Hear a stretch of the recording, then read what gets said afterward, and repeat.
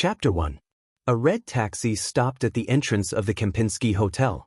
A woman in her 20s stepped out of the taxi. She was wearing a simple white cotton dress, and her slightly curly long hair was not ostentatious or luxurious. It was simple yet pleasing to the eye. She had light makeup on her face and held a white handbag in her hand. Paired with a pair of black rustic high heels, she instantly looked like a fairy. Although she wasn't the kind of beauty that could cause the downfall of a country, her facial features were exquisite and very recognizable.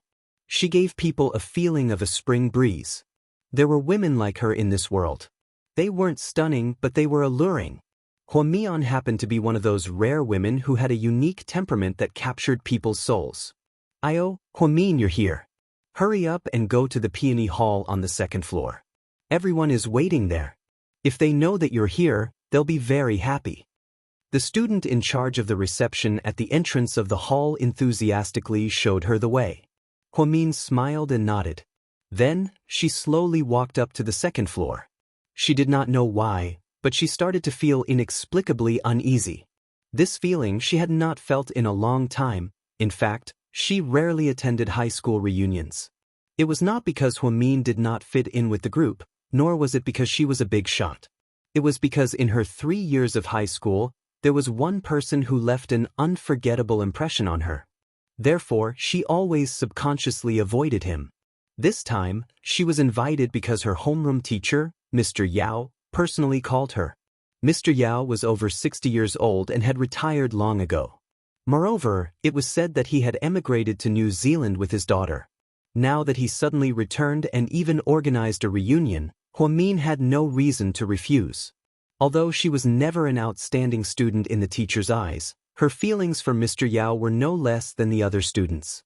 Moreover, that person had disappeared for 7 years. He probably wouldn't appear at the reunion, right? Huamin comforted herself in her heart, trying to ease the damned uneasiness in her heart. When she pushed open the door and entered, there were already more than 20 people in the room. When they heard the door open, everyone looked towards the door. Huamin smiled shyly. "Hi, everyone. Long time no see." She took the initiative to greet them. "Oh, isn't this the great beauty, Huamin? How rare. You actually came to attend the gathering.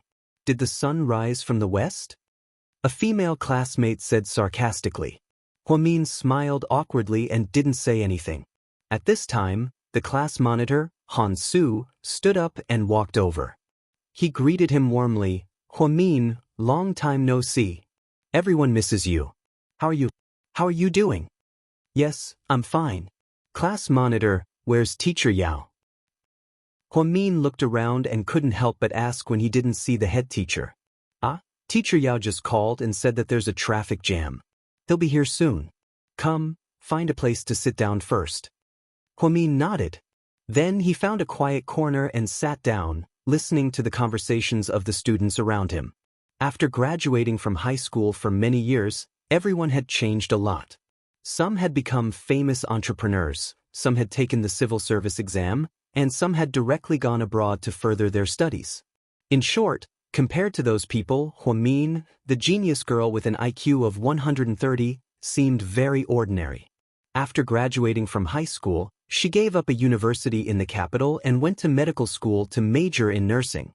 After graduating, she entered the provincial hospital as an intern nurse and signed a 3-year contract.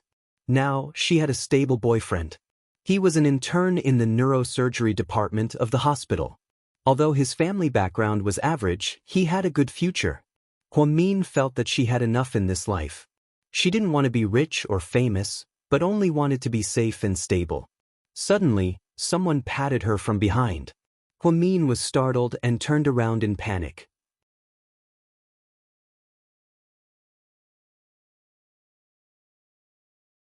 It was like a dream, catching everyone off guard. Huamian felt like she was about to fall into a daze. Chapter 3. Oh my God, am I seeing things? That person, is he Qin Chu? Among the crowd, one of the girls let out an exclamation, pulling everyone's thoughts back from the shock. "Qin Chu, it really is Qin Chu," another girl repeated excitedly. Huamian stared blankly at the figure at the door. That person was even more dazzling now than he had been in the past. His entire body exuded a glow that no one could ignore. He was 185 meters tall, with a head of exquisite short hair, a black shirt, and black trousers. It was such a simple outfit, but it was so dazzling on him. Huamian had seen his deep-set eyes, high nose bridge, thin lips, and angular face countless times in her dreams. Now that she had seen him in real life, she didn't know what to say. At that moment, Huamin felt like her heart was about to jump out of her chest. What did I say just now? Speak of the devil and he will appear. TSK. This scene is so melodramatic, it's like an 8 p.m. TV drama. Zhu Lingling recovered from her shock and gently touched Huamin's arm. Huamin, on the other hand, didn't react at all. Her gaze and thoughts were still stuck on Qin Chu. That man's appearance hadn't changed at all. However, after 7 years, he had gained a sense of calmness and maturity. There was a faint smile at the corner of his mouth. Qin Chu used to be cold and never had such an expression. Did he change? Or did time change? Qin Chu looked around. When his gaze swept past Huamin, he didn't linger on her for long. He thought she was just like the other students. This made Huamin feel an inexplicable sense of loss. Long time no see. Qin Chu looked around and spoke in a seemingly casual manner. Oh my God, Mr. Qin, you're really back? I'm not dreaming, right? Where have you been all these years? Lu Xing rushed to the front and asked excitedly. Everyone knew that Lu Xing was crazily infatuated with Qin Chu in high school. Back then, because of Qin Chu, she didn't speak a single word to Huamin throughout high school. When they met, they treated each other like enemies.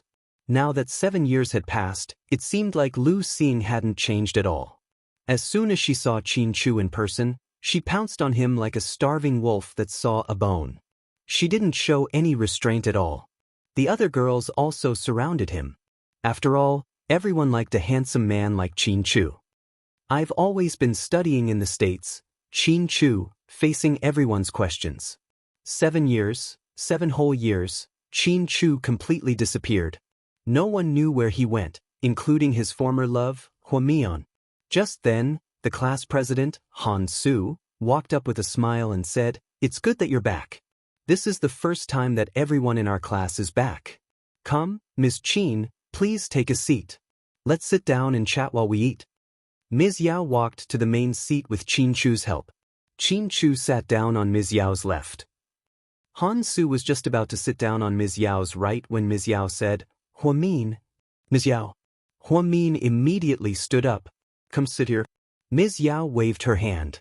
Han Su was extremely embarrassed, but fortunately he reacted quickly and immediately said, "Come here, Mian. I haven't seen you in a long time. Come, let's catch up." Huamin nodded. Although he didn't want to, he still forced himself to walk over. With every step she took, her heart trembled because she was getting closer and closer to Qin Chu. Maybe it was because she was too nervous, but as soon as she sat down, she knocked over a glass and shattered it to pieces. Chapter 4. I'm sorry. Huamin immediately apologized. In the midst of the chaos, someone handed her a tissue. She took it and wiped her skirt. When she looked up, she realized that it was Qin Chu. "Thank you." Her tone was distant, as if she was trying to distance herself from him. Qin Chu didn't say anything. He casually chatted with his classmates and didn't seem to care about Huamin. Until Lu Xing purposely asked loudly in front of everyone, "Oh right, Huamin, I heard that you're getting married soon, right? Your fiancé is a doctor. Not bad. Don't forget to invite everyone to your wedding. After all, we were classmates." After Lu Xing asked this, everyone fell silent. They all tacitly looked at Qin Chu and waited for his reaction. Not yet, the two families are still discussing it. Once the date is set, I'll definitely let everyone know. Huamin was a little embarrassed and smiled shyly. Just then, Huamin clearly felt a sharp gaze looking in her direction. "You're getting married?" After a moment of silence, Qin Chu finally spoke for the first time. Huamin nodded, but she didn't even say a word. Perhaps she was too scared or too nervous. Congratulations." He had a smile on his face, but his eyes were so cold that it sent chills down her spine. "Thank you." Huamin was a little embarrassed. She didn't look directly at Qin Chu because the smile on Qin Chu's face made her feel a strong sense of oppression. She had thought about reuniting with Qin Chu countless times, but she never thought that it would be under such circumstances. Thinking about it made her heart flutter again. What a pity! Our beauty Hua, the school belle of Second High, I always thought that you would definitely find a rich second-generation heir and marry into a rich family. I didn't expect you to be wooed so quickly. Ha, what a pity! If I had known, I would have wooed you. Ha, why don't you not marry and consider me instead? Wei Dong, who was always full of mischief, cracked a joke again after a few drinks. Wei Dong's family was well off. His father was in the construction business. In recent years, the real estate industry had been booming, and he had been doing well with his father. That was why he was so confident in his jokes during gatherings. Zhu Lingling immediately rolled her eyes at Wei Dong and scolded him. Forget it, it's not your turn to pursue Huamin. Just stop it. You already lost to Qin Chu when we were in school. Before she finished speaking, Zhu Lingling suddenly realized that she had crossed the line, so she immediately shut up. Qin Chu and Huamin seemed to have become an unspeakable secret in Jay Chou's movie. Qin Chu didn't react to what she said. He just kept staring at Huamin, as if his eyes were going to pierce through her. Huamin smiled awkwardly, then stood up and said, I'm really sorry. I'll go to the bathroom first. There was actually a bathroom in the private room, but Huamin just wanted to find an excuse to escape. Or rather, to escape from Qin Chu. After walking out of the private room, Huamin gasped for breath. She could even clearly hear the sound of her heart racing. Huamin never thought that he would be able to reunite with Qin Chu in this way. It had been 7 years, and Huamin was caught off guard by his sudden appearance. After calming down in the bathroom for a while, Huamin touched up her makeup and walked out with her head lowered. Before she could see what was going on, she was caught off guard by a big hand that pressed her against the corner of the room. Huamin's cold lips attacked her without warning. The unfamiliar breath mixed with the familiar taste made Huamin's brain short-circuit instantly. Chapter 5. Before Huamin could push him away, he suddenly let go of his hands. Then he cupped Huamin's face and smiled devilishly. His magnetic voice drifted into Huamin's ears. Huamin, I'm back. Hearing such a familiar voice, Huamin trembled slightly. Looking into his eyes, which were filled with so many things, something that had been suppressed for a long time seemed to spread out from the bottom of his heart. Huamin didn't remember how frantically he left the washroom. He stumbled as he pushed open the door to the private room, feeling like he was in a trance. Mian, what's wrong? Why do you look so pale?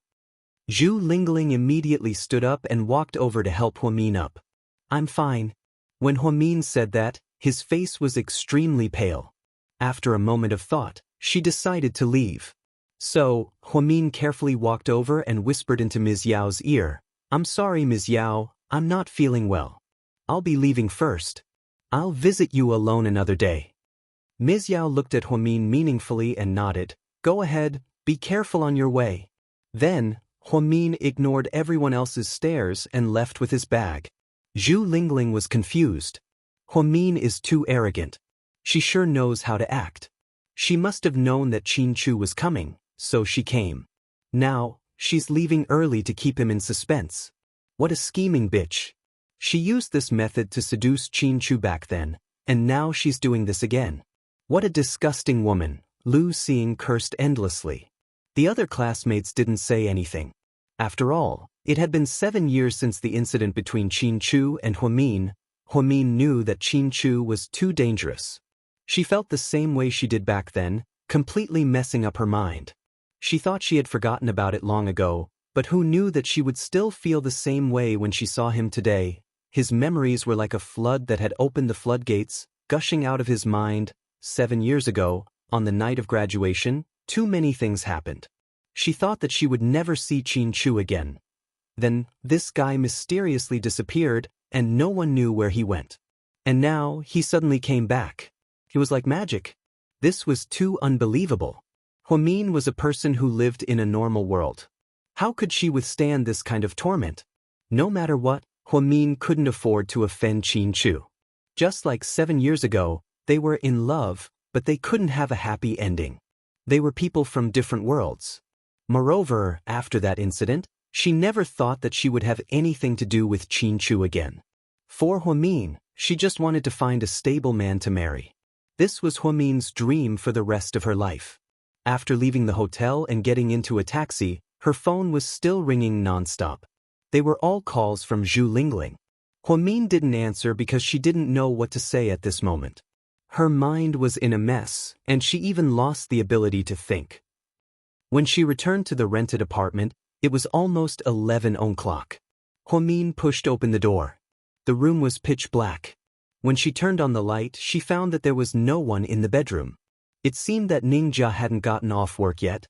This 2-bedroom apartment was rented by her boyfriend, Ning Ziyuan, after they graduated. She also lived here because it was convenient to take care of Ningjia, and also because it was close to the hospital where she worked. She didn't need to take the bus, so she could sleep more in the morning. Moreover, the environment was good, and the rent was acceptable. Huamin had always thought that it was good to live here before they bought the apartment. At least it was a shelter from the wind. Living here with Ning Ziyuan, Huamin already felt like home. The two of them had been together for a long time. In fact, the most feelings they felt was dependence rather than love. This was something that Huamin deeply understood. Huamin took a simple hot shower, changed into her pajamas, and returned to her room to rest. At this moment, Huamin's phone suddenly rang. She glanced at it and saw that it was an unknown number. Chapter 6. Hello. No one spoke on the other end. Hello? Speak? If you don't speak, I'm going to hang up. Huamin was a bit annoyed, thinking, did I call the wrong number? Just as she was about to hang up, she heard a familiar voice. Why are you avoiding me? The familiar voice came from the phone. Qianchu? Huamin asked with a trembling voice. Why are you avoiding me? On the other end of the phone, Qianchu repeated this confusing question. Qianchu, can you not be crazy? Our relationship ended long ago. It ended 7 years ago? Before Huamin could finish, he interrupted her. I'm downstairs. Then, before Huamin could say anything, he hung up. At that moment, Huamin's first reaction was, how did he know where she lived? Could it be that talkative Zhu Lingling again? Thinking about what happened in the bathroom, Huamin didn't want to see him at all. She didn't want to go downstairs. But if she didn't go downstairs, would he continue to wait here? Would they meet when Ning Ziyuan came back? Huamin's mind ran wild. She put on her jacket and hesitated for a while before reluctantly going downstairs. Sure enough, he was downstairs, leaning against a silver-gray Audi R8 with a lit cigarette between his fingers. Qianchu, what do you want? Huamin walked over and glared at him unkindly. He raised his head and looked deeply at Huamin. It was that damn look again. That look gave Huamin the illusion that he only had eyes for her, just like how he doted on her all those years ago. Mian, you're still the same as before, you haven't changed at all. Qianchu looked at Huamin without blinking, his eyes full of complicated emotions. Huamin bitterly smiled and replied, you're wrong, people change. Qianchu, I don't care what you want to do. I just want to say, let bygones be bygones. I'm tired and don't want to be entangled with you anymore. We both have our own lives now, so please don't continue to be crazy, okay? I'm not crazy, I've never been so rational, Qianchu said seriously. Then what's your purpose? To catch up? Huamin sneered at the person in front of him. He looked at Huamin, his eyes flashing, and said, Huamin, marry me. Upon hearing this, Huamin almost went crazy. This man had disappeared for 7 years, and the first thing he did when he came back was propose to her. Chapter 7. Qianchu, the most important man in Huamin's 3 years in high school, the man who had made her love and hate him to the core, the man who had disappeared for 7 years, suddenly came back, at the most inappropriate time, at the most inappropriate place, to propose to the most inappropriate person. Huamin felt that this was the most ridiculous thing in the world. Qianchu, stop fooling around. We're not kids anymore. Huamin turned her head away, her voice a little hoarse. I'm not joking. Qianchu stared at Huamin's familiar face and emphasized seriously. So you're just teasing me, making fun of me? Huamin laughed sarcastically. Even she herself felt that her laughter was so bleak. Oh. Then you mean you're serious? Huamin was not angry, but laughed. Looking at him, she suddenly felt that he was very funny. He did not answer, but his expression had obviously answered Huamin. Huamin took a deep breath, then pointed at him. Come, Qin Chu, repeat what you said just now. Huamin, let's get married. He knew her very well and immediately repeated it. Qin Chu, listen to me. I'm getting married, but it's definitely not with you. So, stop dreaming. It's impossible between us. I once said that even if all the men in the world died, I would never be with you. Have you forgotten? You may not know this, but I've never hated anyone in my life, but I especially hate you. You've brought me unforgettable pain and hurt. You're not me, so you can't empathize with me. You'll never understand the nightmares I've experienced. In short, we both have our own lives now, and I have a boyfriend who loves me very much. Please leave. I don't want to see you ever again. Your name is a curse that can never be broken. I don't want to have anything to do with you anymore. I don't want to be entangled with you anymore. Huamin thought that Huamin had made it clear enough, so after she finished speaking, she turned around and prepared to go upstairs. Suddenly, Qin Chu grabbed her arm. Let go. Qin Chu, what else do you want? Before Huamin could finish her sentence, she saw Qin Chu pull Huamin into his arms. Perhaps he used too much force, but Huamin's head hit his broad chest heavily. The white shirt still had the faint scent of Versace on it. At that moment, Huamin actually felt that this embrace was so comfortable and so familiar. The memories that came to her in an instant made her nose sour, and tears almost fell from her eyes. After this thought came to her mind, Huamin was shocked. She cursed in her heart, Huamin, are you crazy? Have you forgotten how this man treated you in the past? Who is this man? He's the devil. Why are you wasting time with him? You're going to get married. You have Ning Ziyuan. With this thought, Huamin came to her senses once again. Qin Chu, hurry up and let go of me, you bastard. Otherwise, I'm going to scream for help, Huamin threatened with a frown. However, he didn't seem to hear her. He hugged Huamin tightly and refused to let go. He hugged Huamin tightly like a lost treasure that had just been recovered. Qin Chu wasn't a person who was good with words. Now that he was able to hug Huamin like this, he was already satisfied. This time, he came back with a clear goal. No one was going to separate them. No one was going to do it. At this moment, Huamin heard a familiar voice behind her. What are you guys doing? Chapter 8. Huamin's body trembled. She turned around and saw her boyfriend, Ning Ziyuan, standing not far behind Huamin. He must have just gotten off work, and in his hands were Huamin's favorite grilled corn and iced Coke. Huamin finally snapped out of her daze. She pushed Qin Chu away and immediately explained, It's not what you think. Please don't misunderstand. Listen to me, okay? I'll listen. Go on. Ning Ziyuan was surprisingly calm today. He stared at Huamin and then looked at Qin Chu, who was standing behind Huamin with hostility. Ning Ziyuan knew Huamin very well. He didn't think that she was the kind of woman who would cheat on him. Huamin rarely used WeChat, and she was an honest woman who worked both at home and work. He believed that there must be a reason for what happened today. Just as Huamin didn't know how to explain to Ning Ziyuan, Qin Chu suddenly said, Huamin, she's mine. Upon hearing this, Huamin felt like her head was going to explode. She couldn't believe that such a dramatic scene actually happened to her. Huamin suddenly felt like God was playing a malicious joke on her. At this moment, after Ning Ziyuan heard this, his eyes were no longer as gentle as they used to be. Instead, they were filled with a sinister coldness. Qin Chu, what are you talking about? Huamin was finally angry. Min, tell me first, who is he? Ning Ziyuan pointed at Qin Chu and asked with a gloomy expression, Xin, listen to me, he's actually just my high school classmate. Huamin was obviously not confident when she said this, but she wasn't lying. Qin Chu was indeed her high school classmate for 3 years. Huamin, we're more than just classmates, right? Why don't you tell her that we just kissed in the hotel bathroom? Qin Chu said maliciously, with an extremely arrogant smile on his face. Upon hearing this, Ning Ziyuan's face darkened. I didn't. Huamin tried to explain the truth that Qin Chu twisted. Huamin, don't lie. You can't lie. Look, your lips still have my taste. Qin Chu reached out and swept his index finger across Huamin's lips. His action was extremely intimate and teasing.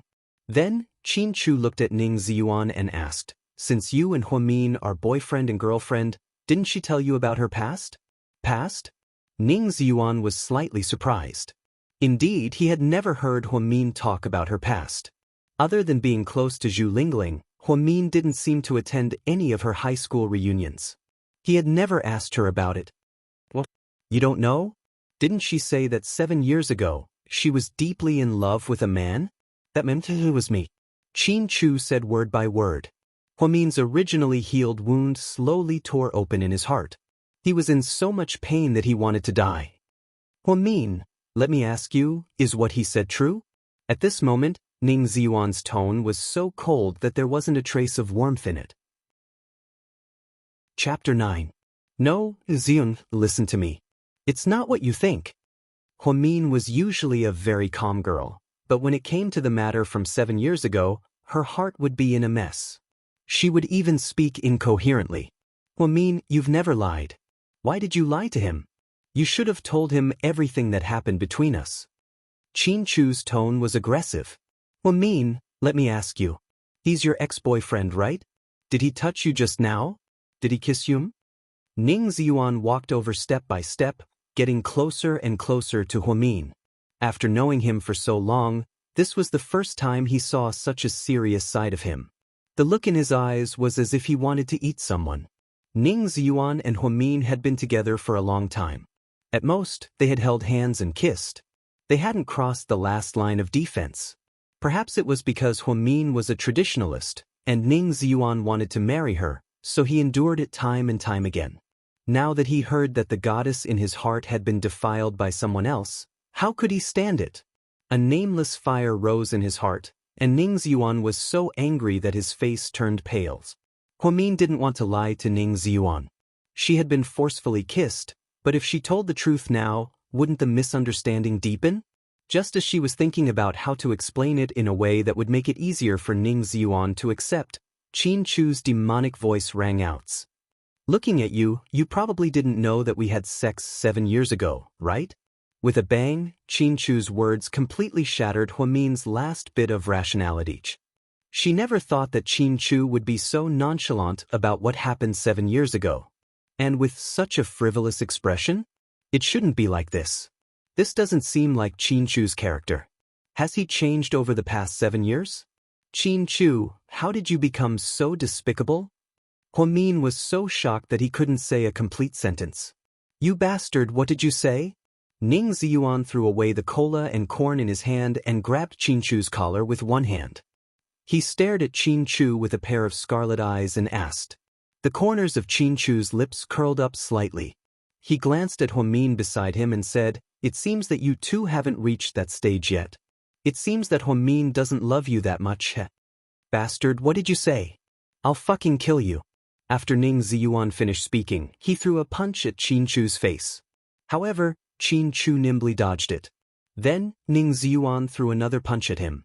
This punch was so fast that Qin Chu didn't even have time to see it clearly before he took the full brunt of the punch. Qin Chu staggered back a few steps. He wiped the blood off the corner of his mouth with his finger and said coldly, Since you've taken care of Huamin for me these past few years, I'll take this punch. But you won't get another chance. Fine, fight back. Come on, bastard. What right do you have to treat me on like that? So what if you're her ex-boyfriend? What's done is done. Why did you come back to her?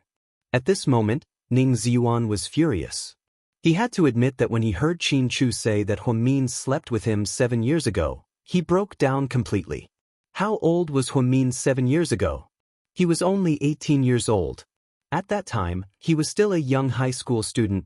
No man was willing to accept the provocation of such a strong love rival, and Ning Ziyuan was no exception. Even though Qin Chu warned him again and again, he still didn't listen. He threw himself at Qin Chu like a wild beast. This time, Qin Chu didn't dodge. Instead, he threw a punch at Ning Ziyuan's head. This punch made Ning Ziyuan fall to the ground. Chapter 10. Xin, are you okay? Huamin was scared out of her wits. She immediately ran over and carefully helped Ning Ziyuan up. She didn't expect Ning Ziyuan to shove her so hard that she almost fell to the ground. Fuck off, it's none of your business. You indecent woman, don't touch me, you disgust me. Huamin's face was covered in tears. She shook her head sadly. I didn't betray you. Please believe me, that's all in the past. It's all in the past between us. Believe what? Believe that you're still a virgin? Ning Ziyuan sneered viciously as he wiped the blood from the corner of his mouth. Huamin lowered her eyelashes and remained silent. Why aren't you saying anything? Did he wrongly accuse you? Don't tell me that you're still a virgin, Ning Ziyuan asked as he looked at Huamin with disdain. No, he's right. 7 years ago, I was with him, but that's all in the past. Xin, listen to me, okay? I will slowly explain to you what happened between us. Ning Ziyuan raised his hand and viciously slapped Huamin's left cheek. She immediately felt a burning pain. Qin Chu, who was standing to the side, narrowed his eyes.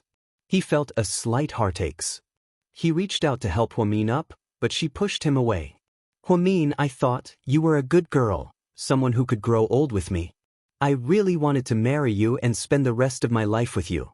I didn't think that you were such a fickle woman. Ning Ziyuan was blind. I chased after you in university for so long, but I couldn't bear to touch you and treated you like a goddess. I was so fucking blind, ha. I was played by you, you're such a bitch. Ziyuan, it doesn't matter if you hit me or scold me. You're injured. Let's go to the hospital first, okay? After Huamin finished speaking, he staggered up and wanted to help Ning Jia again, but he was pushed back a few steps. Don't touch me, Huamin. Take your dirty hands away. I don't need you to send me off. Get lost. I don't want to see you ever again. Get lost. After Ning Ziyuan roared these words, he crawled up like a wounded beast and rushed away. Huamin stood there, crying silently. She didn't know why things had turned out this way. God had already tortured her enough, hadn't he? She had already paid the price for what happened 7 years ago, hadn't she? Why do you still have to force me? Why couldn't she live a normal life? She just wanted to live an ordinary life, that was all. Huamin, come back to me. Marry me. Behind her, Qin Chu's paranoid voice sounded. It wasn't a negotiation, nor was it a plea. It was an order, as if he wouldn't allow anyone to refuse. Huamin knew that the Qin family had the power to do so. The Qin family had always been noble, and in this city, they could do anything they wanted. 7 years ago, she had already painfully experienced the bloody price they had to pay. It seemed like she was just like Qin Chu, it wasn't over yet. Chapter 11. Huamin didn't remember how she got home. She sat alone in the dark for a long time. Everything that happened just now was like a dream, so unreal. The faint pain on her cheek was caused by Ning Ziyuan's palm print. They knew each other in university, and Ning Ziyuan pursued her for a long time. She thought about it carefully before deciding to be with him. Ning Ziyuan wasn't a very outstanding guy, but he was really good to Huamin. She thought she would live an ordinary life like this. She didn't expect something like this to happen at this juncture. Qin Chu's return seemed to have disrupted everything. After a while, she came back to her senses and took out her phone. There were more than 10 missed calls, all from Zhu Lingling. There were also 3 unread WeChat messages. Huamin slowly opened her WeChat and saw the 3 messages from Zhu Lingling clearly. Mian, why aren't you picking up? Did something happen? Mian, not long after you left, Qin Chu left as well. What's going on between you two? Is he trying to make up with you? Mian, say something. Are you okay? Huamin had a lot to say, but at this moment, her mood had hit rock bottom. She didn't want to speak anymore. After thinking for a while, she replied to Zhu Lingling. I'm a little tired today. I'll tell you in detail when we meet. I'm fine, don't worry. A few seconds later, Zhu Lingling replied again. Okay, it's good to know that you're fine. Mian, since you're here, you have to face it. I hope you understand. No one knew Huamin and Qin Chu's past better than Zhu Lingling. As Huamin's best friend for 3 years in high school, Zhu Lingling had witnessed the passionate love between her and Qin Chu. Unfortunately, after that incident, the two of them went their separate ways.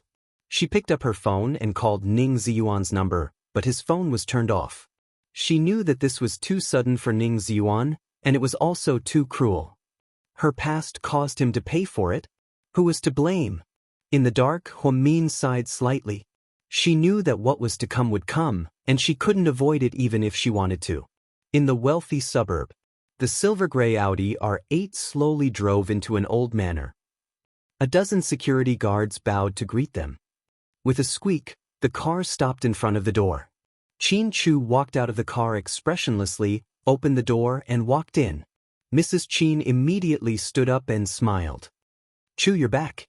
Your dad and I are waiting for you to come back for dinner. Go wash your hands." Qin Chu didn't respond. Instead, he walked into the dining room and sat down next to his father, Qin Yumin. "Dad, I want to ask you something." "What is it?" Qin Yumin saw the unfriendliness in his son's eyes. For some reason, he felt a little flustered. "Back then, in order to separate me and Huamin, what did you do to her family?" After Qin Chu asked this question, Qin Yumin and Lady Qin's expressions changed drastically. "Chu, what are you talking about?" Lady Qin smiled awkwardly. Qin Chu didn't say anything. He just stared at his father, trying to find something on his face. After Qin Chu left the country, he didn't come back for 7 years. He didn't know what happened during these years. However, he could hear the deep hatred in Huamin's voice. With his intelligence, there was no way he couldn't figure out that his parents did something despicable to Huamin's family. It was very uncomfortable to be stared at by his son like this. Qin Yumin paused for a moment. Then he looked down as if he wanted to avoid the topic. He replied, "It happened so long ago. Why bring it up?" Chapter 12. Just tell me if you did or didn't, I want an answer. Qin Chu's expression was terrifyingly cold as he said this. "Chu, we did it for your own good back then. It's all in the past." Before Lady Qin could finish, Qin Chu stood up. "I knew it." From his mother's tone, he heard the answer he wanted. It was as if he had expected it. After speaking, Qin Chu stood up and walked towards his bedroom on the second floor. "Chu, eat before you rest." Lady Qin felt bad for her son. She didn't forget to remind him as she watched him leave. However, she didn't get any response. All she saw was an extremely cold back. "Yumin? Chu, he still can't forget about that damn girl? It's been so many years, and our son finally came back. I hope nothing happens to him again, don't you think?" Seeing her son's attitude, Lady Qin felt a little scared. It had been 7 years, and her son finally came back. She really didn't want things to be as bad as they were in the past because of a woman. "Don't worry about him, he's an adult. He can make his own decisions." After speaking, Qin Yumin picked up his chopsticks and continued to eat angrily. Qin Chu went back to his room, picked up his phone, and dialed a number. "Help me investigate something, the sooner the better." After speaking, he decisively hung up. Then he slowly opened his locked drawer and took out a yellowed photo. In the photo, a girl with a ponytail had delicate features. When she smiled, a pair of small dimples appeared. She was sweet and cute. Although she was wearing a loose-fitting school uniform, it didn't affect her beauty at all. "Mion, I miss you so much." He spoke in a low and hoarse voice, as if he was possessed. Along with the photo, he seemed to have returned to 7 years ago, the blue sky, the white clouds, the field, and the girl he loved. The next morning, Huamin woke up early and took the bus to the hospital for work. After he was done, he brought the bone broth he made in the morning to Ning Ziyuan to explain what happened yesterday. Ophthalmic clinic. When Huamin entered, he saw a nurse, He-Man, carefully bandaging the wound on Ning Ziyuan's forehead. "Oh my God, how did you do it? Dr. Ning, how could you be so careless?" The female nurse's voice was coquettish, which made people feel very uncomfortable. "Zun," Huamin called out softly from the doorway. Both of them turned their heads. The moment they saw Huamin, Ning Ziyuan was expressionless. No one knew what he was thinking. "Ah, Huamin, you're here. You guys chat, I'll go out first." "Don't go. Help me bandage my wounds."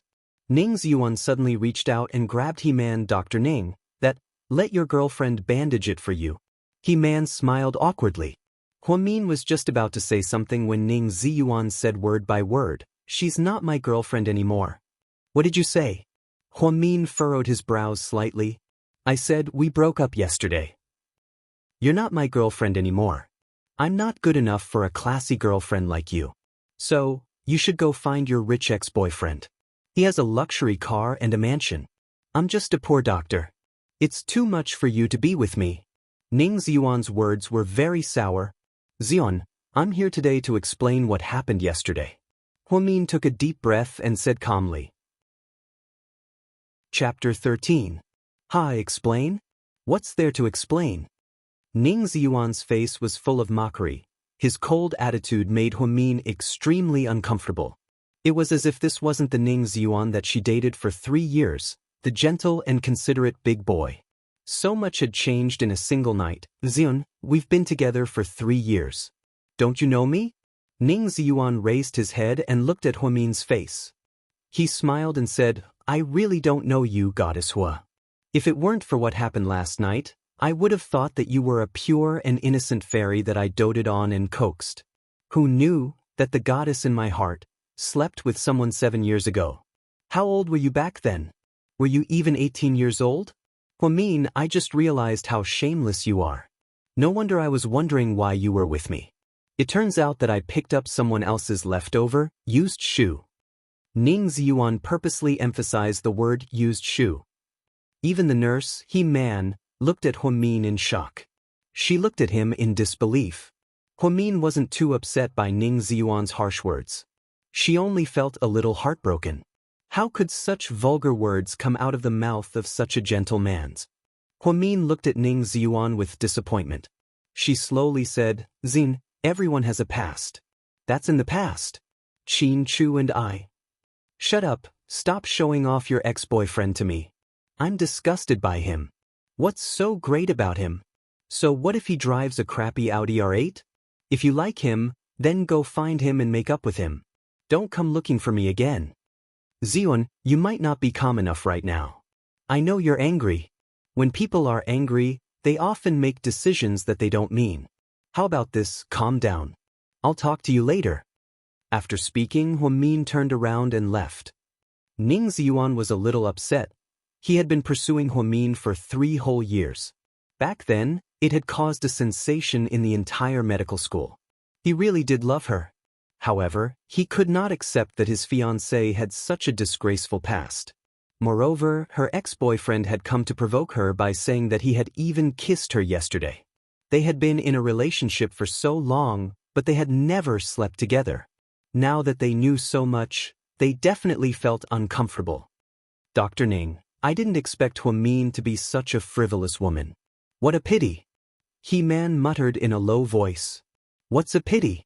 Ning Ziyuan frowned slightly. It's a pity that you're such a good man. Many nurses in our hospital say that Dr. Ning is excellent. He-Man said with a smile. The corners of Ning Ziyuan's mouth twitched. To be honest, Ning Ziyuan was quite good-looking. He had delicate features and looked a little like the male lead in a Korean drama.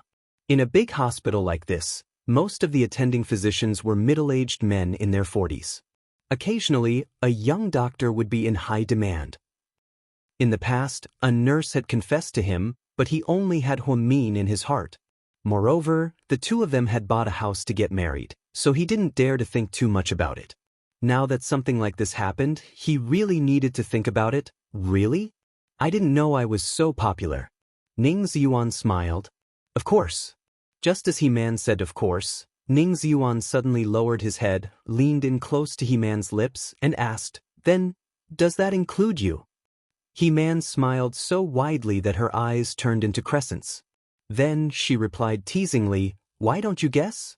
In the ophthalmology department, Ning Ziyuan was flirting with a young nurse. Over at the OB/GYN department, Huamin was not in the mood to work. Her mind was elsewhere, and she was completely out of it. Huamin, how many times have I called you? The head nurse yelled angrily. Chapter 14. Yes, head nurse. I told you to bring me some new anti-smog masks. Are you deaf? Yes, I'll go get them now. Senior Hua, what's wrong? Is there something on your mind? Do you want to take the day off? You look like you're in a daze, the nurse, Huang Yu, who had just arrived, asked considerately. Huamin shook her head tiredly. She had been restless the entire day, but it wasn't because of her Cold War with Ning Ziyuan. It was because she kept thinking about the man she shouldn't be thinking about. Did he really come back? Everything that happened last night wasn't a dream, right? She was in a daze until it was time to get off work. Huamin took off her white nurse uniform and put on a light blue dress.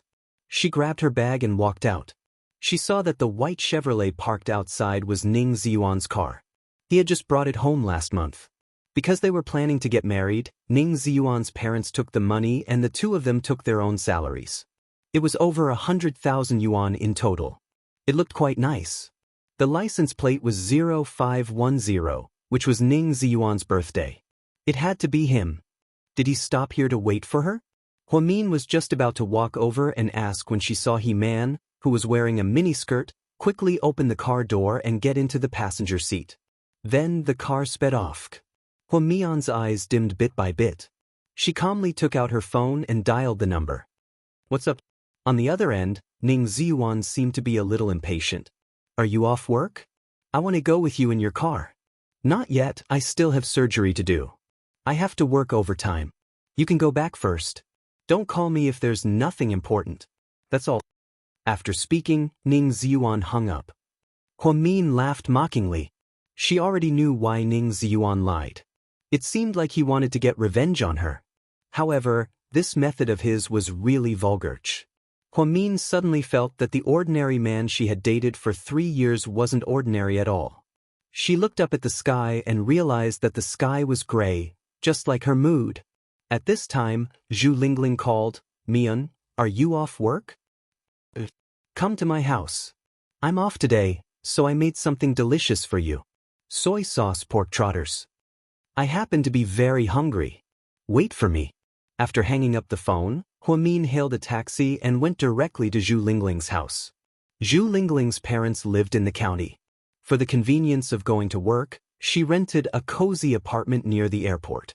Huamin would come over to freeload whenever she had nothing to do. It seemed that other than her home and the hospital, this was the only place she went. After the pork trotters were served, before Huamin could eat, Zhu Lingling began to bombard him with questions about what happened yesterday. Huamin couldn't help but tell him the whole story. Of course, she didn't talk about the violent scene of him forcing a kiss on her. She avoided the important parts and talked about the trivial parts. That's what happened. Miss Zhu Lingling, please comment. Huamin pursed her lips and looked at Zhu Lingling obediently. Her big, watery eyes were very cute. Oh my God, this is too exciting. So, you're saying that Qin Chu, that arrogant guy, proposed to you yesterday? Zhu Lingling looked at her in surprise. Sis, please, that's not the main point. Xion doesn't believe me and wants to break up with me. Huamin protested. Mian, tell me the truth. Do you still love Qin Chu? Zhu Lingling asked in all seriousness. Upon hearing this, Huamin was slightly surprised. Chapter 15.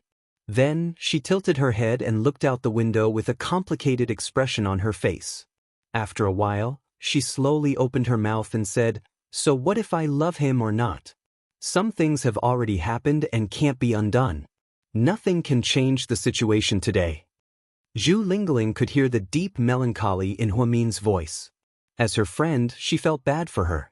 Mian, when we were in high school, you and Qin Chu got together, and that made me believe in fairy tales. Both of you were so outstanding, but how did things end up like this? It's such a pity. Actually, don't be mad at me, I still think that Ning Ziyuan isn't good enough for you. Back in school you were?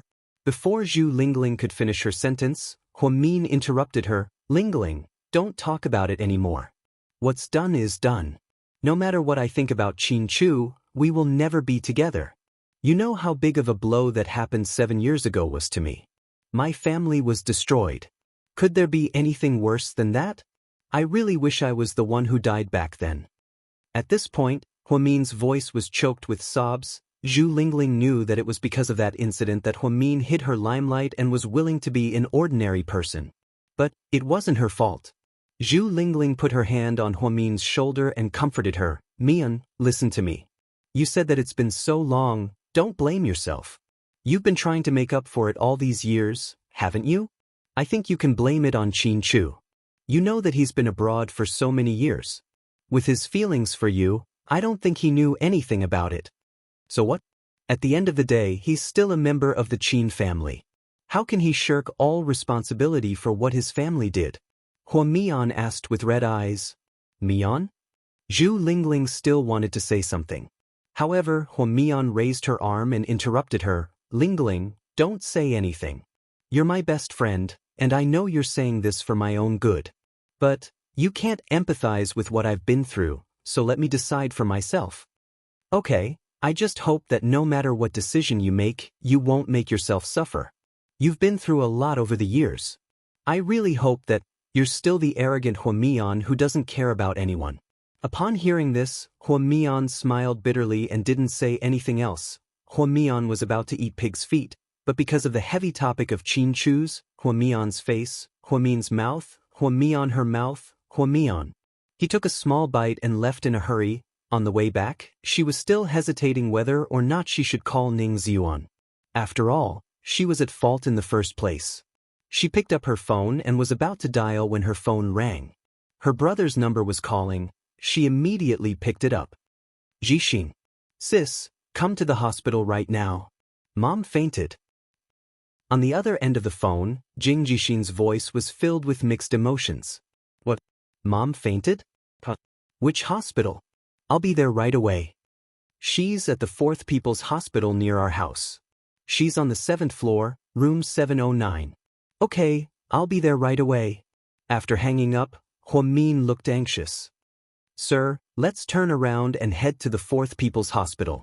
20 minutes later, Hua Min rushed upstairs and pushed open the door to the hospital room.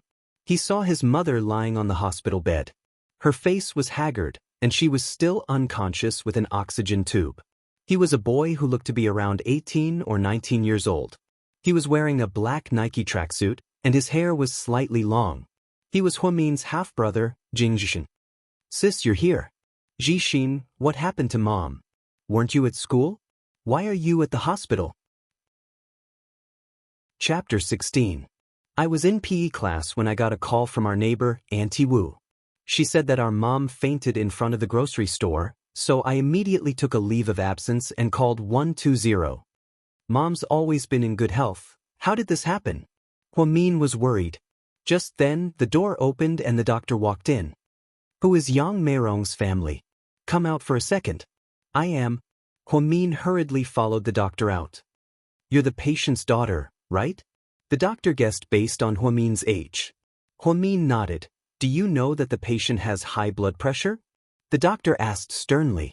I know, but my mother has been taking medicine and taking care of herself. I check her blood pressure when I have time, and it's been pretty stable. Our guess is that the patient's blood pressure went up because of a strong shock. As her daughter, you need to be careful. The patient has a weak heart and high blood pressure. If you don't pay attention, she could die. Do you understand? A strong shock? Hua Min was a little surprised. She worked outside and only came home once every 2 weeks. Her little brother was so well behaved. No one could make her mother so angry. You should ask the patient when she wakes up. We suggest that she stay in the hospital for a week to lower her blood pressure and observe. What do you think? No problem. As a nurse, Hua Min didn't dare to be negligent. She knew the severity of her mother's illness. Well, then go and pay the hospitalization fees. Okay. Hua Min nodded. She hurriedly went downstairs and arrived at the cashier on the 1st floor. The total is 7,980 yuan. That much? Hua Min looked troubled. Half of her savings were spent on her little brother, and the other half was used to pay for the down payment for the house with Ning Ziyuan. She only had 3,000 yuan in her card. She couldn't afford to pay 7,000 yuan all of a sudden. Are you paying or not? Hurry up, there are still people waiting in line. Don't block the way. Yes. Hua Min quickly took out her credit card. She got this card last year and heard that it allowed her to overdraw 10,000 yuan. She had never used it before. After paying, she returned to the hospital room. By this time, her mother had already woken up. "Mom, are you awake?" Huamin asked cautiously. "What are you doing here? Get lost." Yang Meirong seemed very angry when she saw Huamin. "Mom, I was the one who called sis."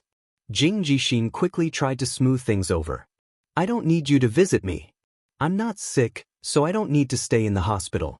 Jixin, go get me discharged. Let's go home." Yang Meirong insisted on getting out of bed. "Mom, your condition is a little serious now. You have to lower your blood pressure first. You can only be discharged after a week. It's none of your business. Who did this to me? If it weren't for a jinx like you, would this family have ended up like this?" Yang Meirong roared. "Mom, don't say that. It's not my sister's fault." "Shut up. Not only did this jinx cause your father's death, but now that that bastard is back, he's coming to our house to flaunt his wealth. He thinks he's so great just because he's rich and wants to make it up to me? That sounds nice, but who cares about stinky money? She's already dead, no amount of money can bring her back to life." Yang Meirong was very agitated. When Huamin heard this, her heart skipped a beat. She seemed to understand what was going on. "Mom, did Qin look for you?" Chapter 17. How dare you ask me that? Don't tell me you guys haven't met in private? Yang Meirong glared at Huamin fiercely. Huamin was speechless. It was true that she had met Qin, although it wasn't her intention. However, her mother wouldn't listen to her explanation. Anything she said now would only make her angrier. "Mom, rest well. I'll come see you tomorrow. I don't need your kindness. If you have any shame, then don't ever come see me again. I don't want to die early, just like your Uncle Jing." Her mother's mocking words made Huamin's heart ache slightly. She had felt guilty about Uncle Jing's death for 7 years, and no one had been sadder than her during these 7 years. Thinking of this, she didn't say anything else. She pushed open the door and left. "Sis, I'll walk you out." Jing Jixin followed behind her. He knew that his sister must be upset. "Sis, our mother has a bad temper. Don't take it to heart. She has been like this for the past few years. Moreover, I read in the books that women at this age are prone to menopause. Our mother is definitely not running away." "You little brat, what kind of books are you reading?" Huamin looked at his brother, both angry and amused. "Sis, don't worry. I'll take care of Mom. You go do what you need to do." Huamin nodded. "I'll take a few days off tomorrow to take care of Mom. You can go back to school tomorrow. Oh, here's your allowance for next month. Take it." Huamin took out 1,000 yuan in cash from his bag and handed it to his brother. "Sis, I don't want it. I still have money from last month. Plus, I have a part-time job at school. You don't need to give me money. You're getting married, and Ziyuan and I have a lot of things to spend money on. Take it. Our marriage won't hurt you. Jixin, I know you care about your sister, so you don't spend money recklessly. However, you can't scrimp on what you need. You're still growing, so eat more." After speaking, Huamin dotingly patted his brother's head. "I know, sis. You too." When Huamin left the hospital, he had mixed feelings. She didn't expect Qin to find her mother and the others so quickly. What was he trying to do? It seemed that there was really a need to talk. She took out her phone and scrolled through the call history. That unfamiliar number ending with 8866 should be hers. After a moment of hesitation, she called him. "Hey, Qin, what do you want?" Huamin asked angrily as soon as the call was connected. "I'm sorry, Boss Qin is in a meeting. May I ask who you are?" An unfamiliar male voice came from the other end. Huamin felt a little awkward and remained silent. "I'm Chairman Qin's assistant, Xiao Yang. I can pass on your message." "No need," Huamin said coldly and hung up the phone. GK Empire headquarters. Inside a high-level meeting room, Qin was wearing a black, Italian-style shirt with luxurious diamonds on the cuffs. He looked extremely mysterious. There wasn't a trace of a smile or warmth on his handsome face. Even his eyes were icy cold. He took over as GK's CEO the day after he returned to China. His father, Qin Yuman, was already half retired from his position as chairman. It seemed like he was very comfortable handing over the family business to his son. President Qin, The chairman has already agreed to the Greenfield Manor project. We just need to sign it. Can you see if you can sign it when you have time? Then we can start work, the director of the development zone said carefully. Chapter 18. Qin Chu slowly spun the black pen in his hand, but he didn't say a word. The 20 or so executives in the room held their breaths and didn't dare to say anything. The atmosphere was a bit tense. After a while, Qin Chu said, I've already passed on that project. Passed? Why not, President Qin? That project took our department 3 months to come up with the budget and measurements for a year. It'll definitely make money. The chairman already agreed. Upon hearing this, Qin Chu looked up and nonchalantly glanced at the director of the development zone. Then he said, I'm in charge of GK now. I don't need a reason to do anything. If you can't accept it, you can submit your resignation letter. After speaking, Qin Chu threw the pen in his hand onto the table with a bang. Everyone was so scared that they didn't dare to make a sound. Then he walked out of the conference room.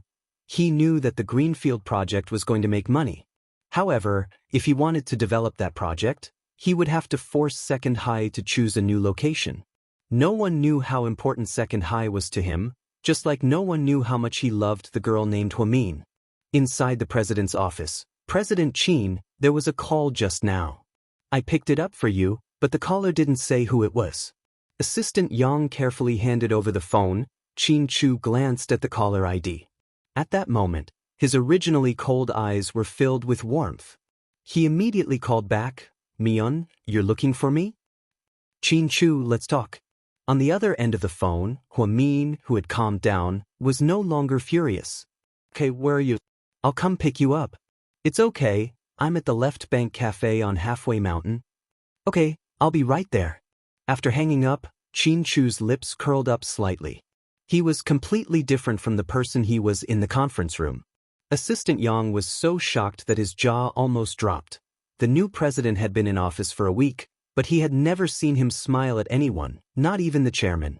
However, this phone call actually made the president smile. Oh my God. It seemed that the owner of this number must be an important person to the president. She had to be more careful in the future. Qin Chu drove the Audi R8 to the meeting place in less than 15 minutes. Huamin was already waiting there. Through the large glass window, he could see the woman sitting by the window from afar. Although he only saw the side of her face, it still caused ripples in his heart. For the past 7 years, he had been thinking about her all the time, to the point where he was about to go crazy.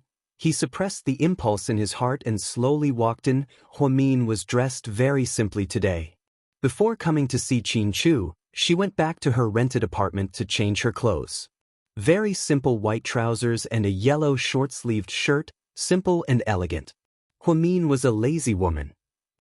She never put on makeup unless it was necessary.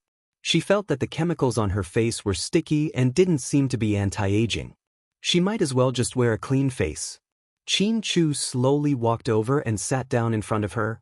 Huamin came back to her senses and said faintly, "What do you want to drink?" "The same as you," he replied. "I'm drinking water." "Then I'll drink water too," he insisted. Huamin was helpless. She waved her hand and called for the waiter. "Please give him a glass of water." She turned around and stared at his unfamiliar yet familiar face. She slowly said, "Qin Chu, let's talk." "What do you want? Do you want us to be the same as before?" Qin Chu blurted out without thinking. "Huh? That's impossible. Qin Chu, things are different now. Everything is different." Huamin smiled bitterly. "I'm sorry about your stepfather. I just found out." To her surprise, Qin Chu actually apologized. His attitude was extremely sincere. One had to know that after knowing him for so long, she knew too well how arrogant he was. It was harder than ascending to heaven for him to take the initiative to lower his head and admit his mistake. The dead can't come back to life. What's the use of apologizing? "I can make it up to you," Qin Chu added. Huamin sneered. "Make it up to you? With what? Your life? Or your money? Did you know that when you went to look for my mom yesterday, she had high blood pressure and was hospitalized? One of us is already dead. What else do you want? Are you only happy when you force me to my death, Itch?" Chapter 19. I didn't know it would be like that. Qin Chu, please let me go. Really, I've been living a good life without you for the past 7 years. Now that you're back, my family isn't in peace anymore. I really regret being with you, do you know that? If I hadn't been so arrogant and ended up with a rich young master like you, my stepfather wouldn't have died, and my mother wouldn't hate me so much. It's been 7 years and she still hasn't forgiven me. Now that I'm finally able to live a normal life, please don't bother me anymore. Are you speaking from the bottom of your heart? Qin Chu looked at Huamin with a sour expression. Huamin pursed his lips and slowly replied, yes, I'm speaking from the bottom of my heart. Plus, I'm getting married soon. Ning Ziyuan and I have been together for 3 years, and we have a great relationship. Let bygones be bygones. After Qin Chu heard this, he quietly looked at Huamin and didn't say anything else. Anyways, I won't see you again, and there's no need for us to see each other. If you cause trouble for my family again, I'm going to call the police. That's all. After Huamin spoke, he placed a 100 yuan bill on the table and got up to leave. Her temperament was almost the same as 7 years ago. She was always so decisive when doing things. She wouldn't drag things out or hesitate. And the person he loved was this girl with such characters. Regarding Huamin's family, the truth was that Huamin might have misunderstood him, and he really wanted to make it up to them. 1,000,000 yuan wasn't a lot, but it should have been enough for them to live a better life. However, not only did Huamin's mother not take it, she even yelled at him. He knew that Huamin's stepfather's death, even though he wasn't the one who did it, was because of him. The dead couldn't be brought back to life, so it was only right that Huamin hated her. Looking at the 2 glasses of water on the table, Qin Chu sat alone for a long time before finally leaving the coffee shop. After Huamin finished talking, he returned to his rented apartment with a heavy heart. Although she felt that her words were harsh enough, she didn't know if Qin Chu would listen. They had not seen each other for 7 years. Many things must have happened in these 7 years. Did he not have a girlfriend when he was abroad? As he thought about it, his mind started to wander again. She only came back to her senses when she heard the sound of the key turning on the door. Ning Ziyuan pushed open the door and walked in. He was not surprised to see Huamin at home. Ziyun, you're back. Have you eaten? Okay, Ning Ziyuan replied with an unpleasant expression, then walked towards the bedroom. She completely ignored Huamin, who was sitting on the couch in the living room. Huamin got up and followed him in. Are there many surgeries today? Are you tired? Ning Ziyuan didn't answer. Instead, he opened the wardrobe and started packing his clothes. Xin, what are you doing? I won't be coming back to live here in the future. Ning Ziyuan's tone was cold. Because I don't want to see your face. His answer was direct and vicious. Huamin fell silent. I'm going to live in the new house. I don't want anything here. As for the down payment you took, I won't give it to you. After all, I spent a lot on you over the past 3 years. Just treat it as you paying me back. From now on, we don't owe each other anything. Ziyuan, it's not about money. The problem is that I don't have money. Your ex-boyfriend is so rich. He's the heir of GK. Huamin, I really underestimated you. If you have such a powerful ex-boyfriend, why are you still with me? Are you using me to pass the time? Chapter 20. Judging from his tone, Ning Ziyuan already knew Qin Chu's identity. It wasn't hard to find out since Qin Chu's name was often mentioned in financial newspapers and on TV. Huamin explained patiently, Dun, I talked to him today, and I won't see him again. I just want to be with you, so don't be angry anymore, okay? Do you think I'll believe your bullshit? Do you think I'll marry you? Am I crazy?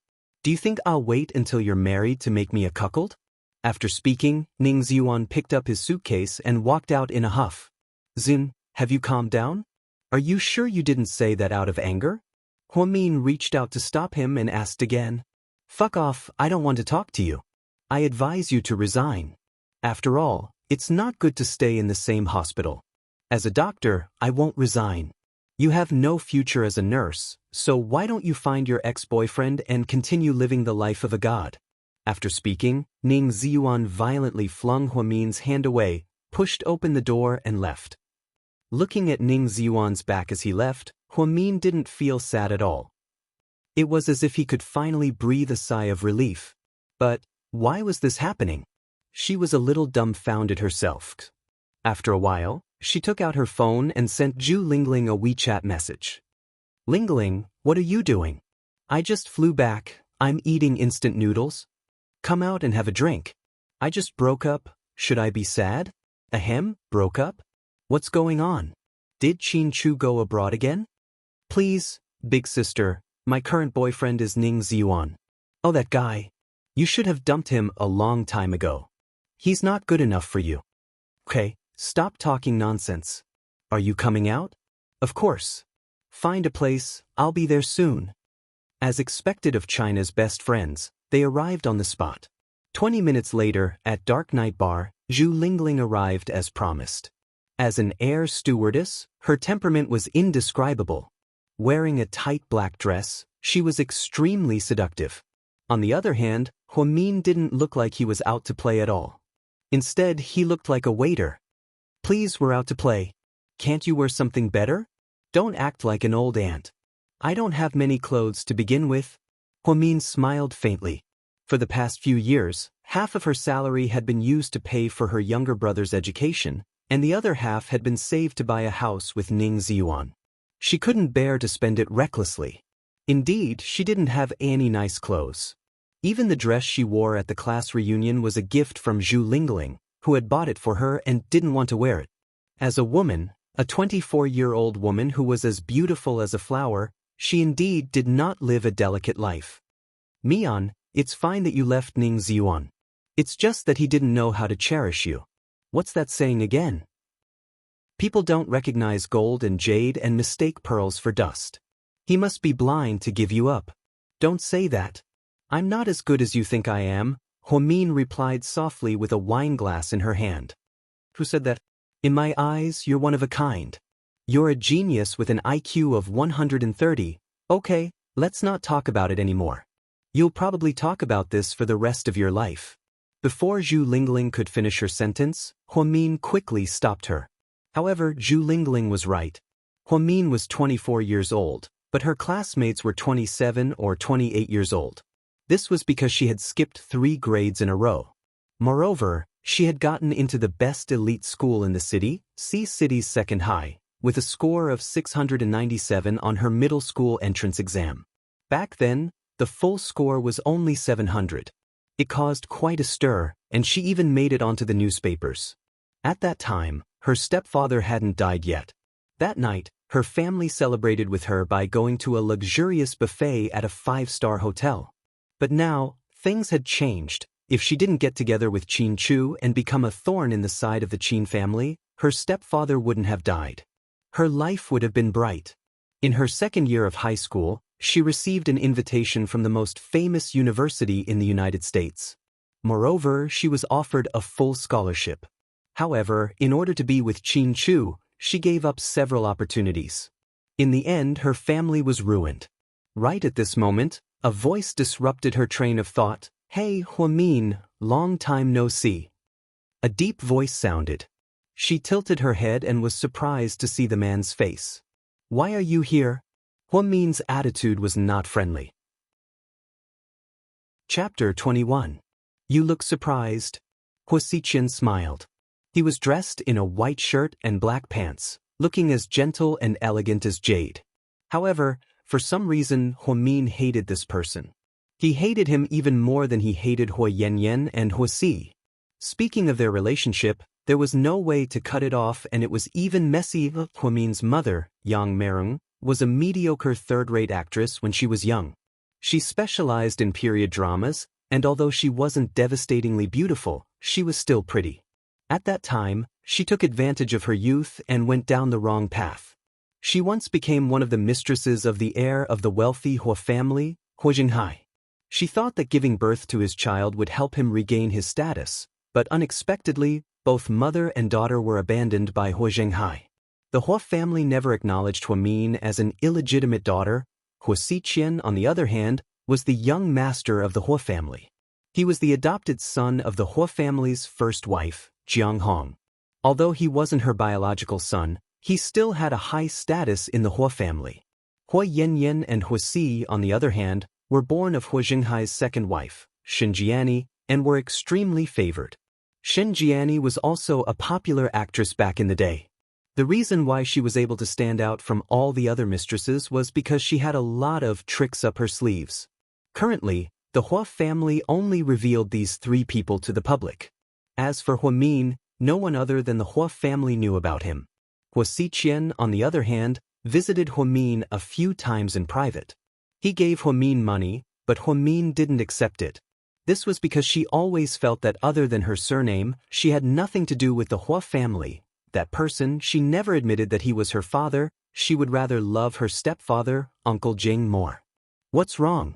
It's normal for young Master Hua to show up at an event like this. It's normal for commoners like us to come here and have fun. Did we surprise you? Hua Min sneered. Hua Min, you seem to be very hostile towards me. But I remember that I was nice to you, and, according to seniority, you should call me Big Brother. Hua Siqian raised his wineglass and approached Hua Min. Zhu Lingling quietly listened on the side. She didn't want to interrupt. Young Master Hua, you must be joking. You're the son of a rich family, and I'm just a commoner. How can we talk about siblings? As for hostility, you're right. Did you know? There's a type of person in this world that you don't hate at first sight. What a coincidence, you're the type that I hate at first sight. After Hua Min, Hua finished, Hua Min, and turned mean, Hua Min, Hua Min. Dad hasn't been feeling well lately. You should go visit him when you have time. Hua Siqian didn't seem to want to give up. He tried to find something to talk about with Hua Min. You can inform me when he passes away. I think I will burn incense in front of his coffin on account of the tadpole he gave birth to 24 years ago. Hua Siqian didn't know what to say. His expression changed. He turned around and left. He didn't want to be snubbed anymore. After Hua Siqian left, Zhu Lingling covered her mouth and exclaimed, "Oh my God! Oh my God, my lady, you're awesome. That's the Hua Mian I know." She doesn't even care about her own father. What biological father? I've never acknowledged him. Hua Min was a bit upset. He took another sip of wine. Chapter 22. It's so fun to watch you argue. Your mouth is still as poisonous as ever. I think Qin Chu must have fallen in love with your willfulness back then. Zhu Lingling realized that she had said something wrong and immediately changed the topic. What I meant was that even the young master of the Hua family was embarrassed by you. You're amazing. I want to be your disciple. I'm no longer taking in disciples, Hua Mian teased with a smile. Idiot, keep showing off.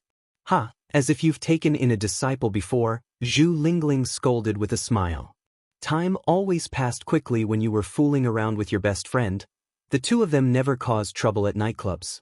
By the time they finished drinking, it was already late at night. Then, the 2 of them each took a taxi home. After returning to her rented apartment, Hua Min changed into a nightgown and sent Zhu Lingling a WeChat message. I'm home. Lingling, what about you? I'm home safely. I'm going to take a shower. You should sleep early. Good night, Zhu Lingling replied almost instantly. Hua Min was about to turn off her phone when she suddenly received a text. The number was 8866. She knew that it was Qin Chu's number. Are you asleep? It was just 3 simple words, but Hua Min didn't know why, but she felt her heart beating wildly. It had been 7 years. It was a strange feeling. She thought for a moment, deleted the text, turned off her phone, and went to sleep. On the other side of the mountain, inside the mansion, Qin Chu didn't receive a reply for a long time, so he knew that it was over. With Hua Min's personality, she definitely wouldn't reply to him. He got up and walked downstairs. He walked to the wine cabinet and took out a bottle of red wine. Just then he heard heavy footsteps behind him. He didn't need to answer to know who it was.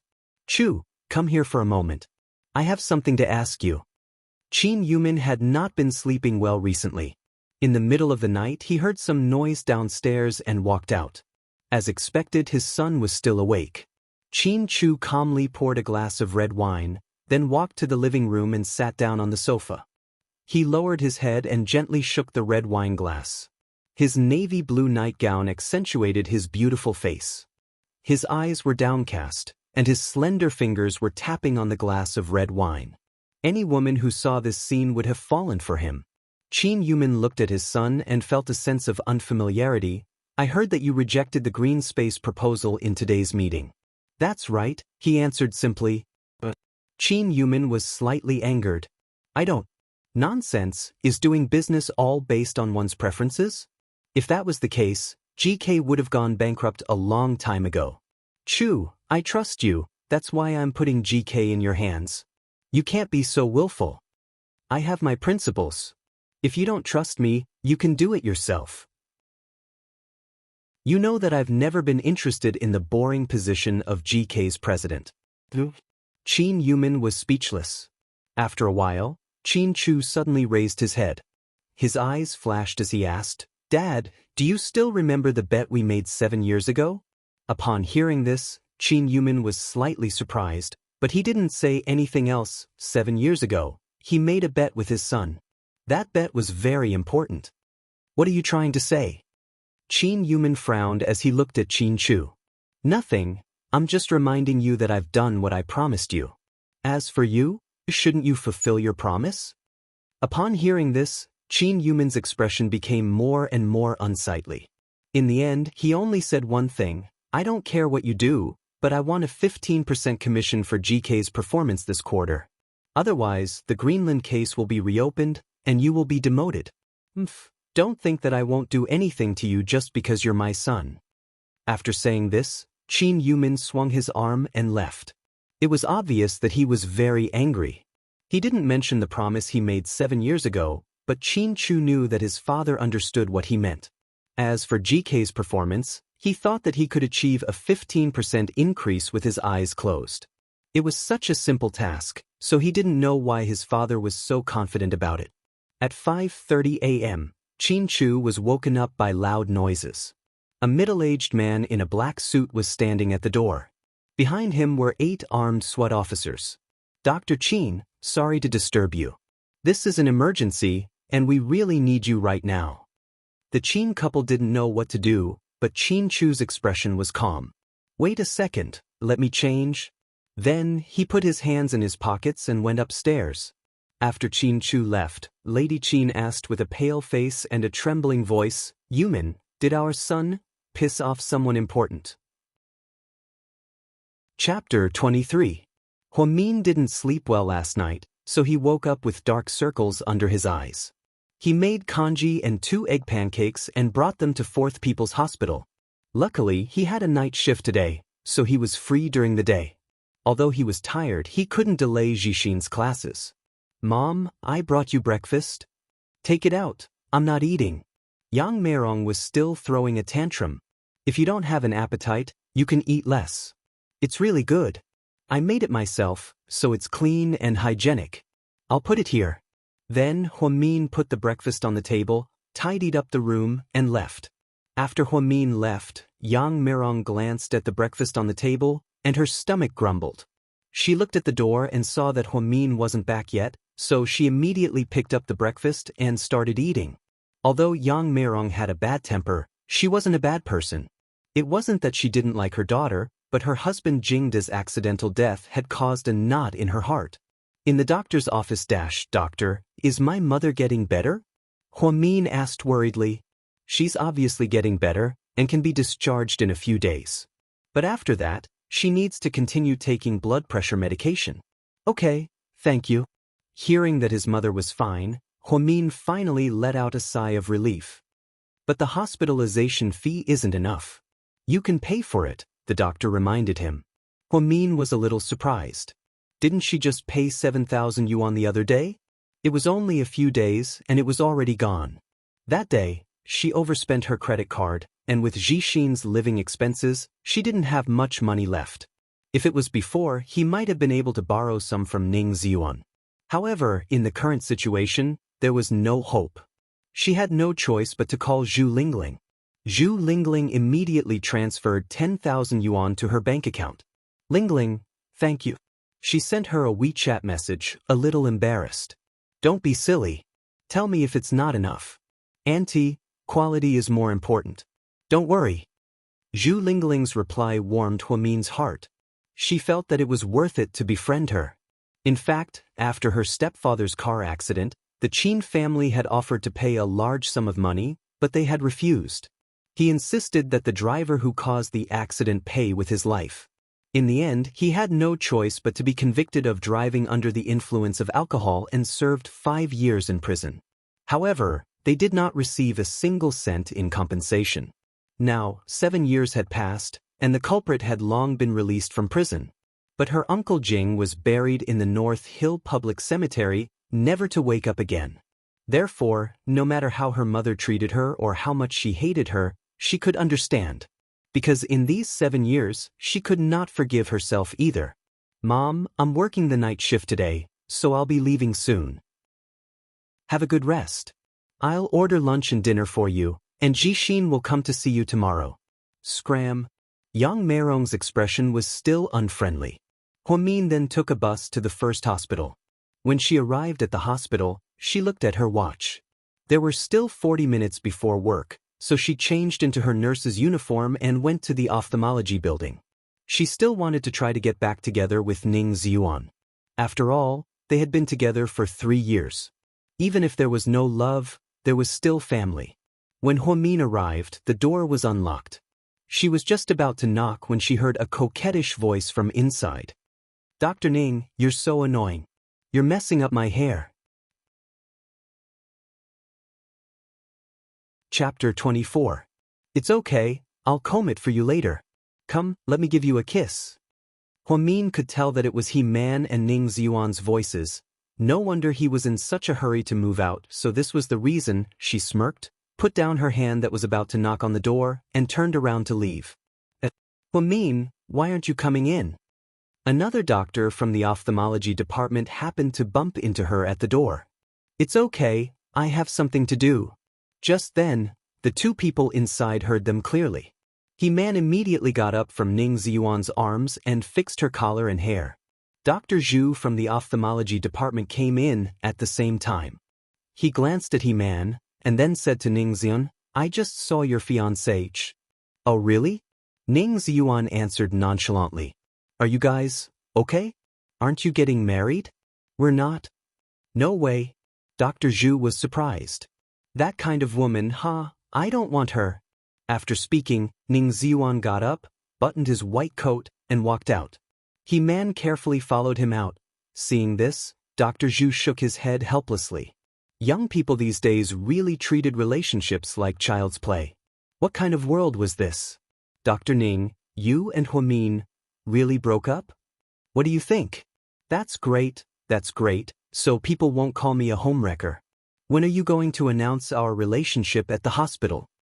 He-Man complained coquettishly. Ning Ziyuan glanced at her nonchalantly. "What's the rush? Isn't it more exciting to be in a secret relationship?" You're so naughty, seriously?" He-Man reached out and gently pinched Ning Ziyuan's hand, and said in a coquettish voice. As an assistant nurse in the ophthalmology department, He-Man had long admired Ning Ziyuan because Ning Ziyuan was good-looking and smart. He was good at ophthalmology. Although he was only an intern now, he would soon be promoted to a full doctor, and his status would be even higher. Previously, she had been looking for opportunities to get close to him. At that time, Ning Ziyuan only had eyes for Huamin. It made her go crazy with jealousy. She had seen with her own eyes how Ning Ziyuan bought supper for Huamin. As long as Huamin liked to eat it, he would buy it even if he had to work the night shift. He was a very considerate man. Now that she finally had the opportunity, how could she let it go? In the nurse's dressing room, Huamin leaned against the wall and rested. With a glass of water in his hand, he was a little distracted. When He-Man came in, she found that she was sitting there alone, and a sense of pride rose in her heart. "Sister Huamin." "What's the matter?" Huamin tilted his head, his expression indifferent. "Sister Huamin, Dr. Ning and I know. So what? Do you want me to congratulate you?" Huamin sneered. He-Man was slightly stunned. This Huamin didn't seem like the gentle woman she usually saw. "That's not what I meant. I'm just saying that I didn't do anything wrong. Even if it weren't for me, Dr. Ning wouldn't be with you." He told me that he really cares if his future wife isn't a prostitute. Really? Judging by your tone, you must have slept with him. Otherwise, why would you come here to lecture me? Huamin didn't look at He-Man in the eye. She picked up the glass of water and took another sip. He-Man didn't want to give up, so she deliberately provoked her. Of course, I'm clean. Dr. Ning said that he would marry me. So what? Huamin stood up and coldly questioned He-Man. Nothing. I just wanted to say that I won this battle, didn't I? Please don't bother Dr. Ning anymore. After all, you guys have already broken up. Being shameless isn't something a rational woman should do, He-Man warned. Upon hearing this, Huamin smiled sweetly. This smile made He-Man's hair stand on end. What are you smiling about? My mom told me that if I don't like a toy, I should donate it to children who are more unfortunate than me, because they are more pitiful. You? He-Man was speechless. She never thought that this seemingly gentle female nurse would have such a dark side to her. Sorry, excuse me, I have to go to work. Huamin waved her finger and calmly walked out of the changing room. The truth was, she wasn't sad that Ning Ziyuan broke up with her. She just felt that Ning Ziyuan had treated her well over the past few years, so she wanted to try and make it up to him. Now that things had come to this, of course, she wouldn't ask him to stay. Pestering him? That wasn't her style at all. In the obstetrics room, Huamin. Just as Huamin was about to enter the room to help, the head nurse called out to him. Head nurse, you were looking for me? Huamin turned around. The hospital director wants you to go to his office, the head nurse said word by word. The hospital director? Is he looking for me? Huamin was a little surprised, but more than that, she was confused. This VIP was rumored to be very, very busy. He didn't even come back to the hospital a few times a year. He didn't even have the chance to meet with the head nurse, so why would he suddenly want to see her? What was going on? Chapter 25. It took less than 10 minutes to walk from the obstetrics department to the director's office, but Huamin took 15 minutes. The director, Wu Zhongxing, was a man in his 50s. He had a square face, sharp and serious eyes, and an old-fashioned style. Of course, Huamin was a nurse who had been interning at the first hospital for less than half a year, so she was not qualified to meet the director in person. She could only see photos of the director from the hospital's official website. It was said that the director was an outstanding orthopedics professor when he was young. He had visited Europe many times. Before she knew it, she had finally arrived at the director's office. A young man in a suit and leather shoes stood at the door. He wore a pair of gold-rimmed glasses. Are you Huamin? The man took the initiative to speak. Yes. The director is waiting for you inside. Go on in. Okay. Huamin nodded. She knocked on the door with a trace of anxiety in her heart. Come in. A deep and serious voice came from inside. Huamin walked in and saw the director at first glance. He looked almost the same as in the photo. His white coat was particularly eye-catching. Although he was not yet 60 years old, his hair was already white, and the wrinkles at the corners of his eyes were clearly visible. Are you Huamin? The director took the initiative to speak. I am. Come and sit. The director's attitude was surprisingly amiable. Huamin could not help but feel even more uneasy. It's okay. I'll just stand. Huamin was a little reserved. Don't be afraid. Let's sit down and talk. The director waved his hand and insisted that Huamin sit down. Huamin thought that it would be too pretentious to refuse. So, she walked over and sat down gently on the black sofa. It's like this. I asked you to come here today because I have an important task for you. Huamin nodded. All right, Dean. As long as it is within my power, I will do my best. Yesterday, a great leader from Beijing came to see City for an inspection, but he suddenly suffered a cerebral hemorrhage and was admitted to the highest VIP ward in our hospital overnight. Our medical equipment is not the best, but the leader's injury is serious and he can't be transferred to another hospital. The current situation is very difficult to handle. As long as he moves, there will be a risk of intracranial hemorrhage. Therefore, a few of our higher-ups had a last-minute meeting and decided to perform a craniotomy in our hospital. It will be carried out in 3 hours, and there will be a top neurosurgery professor personally performing the surgery. After the dean finished speaking, Huamin nodded.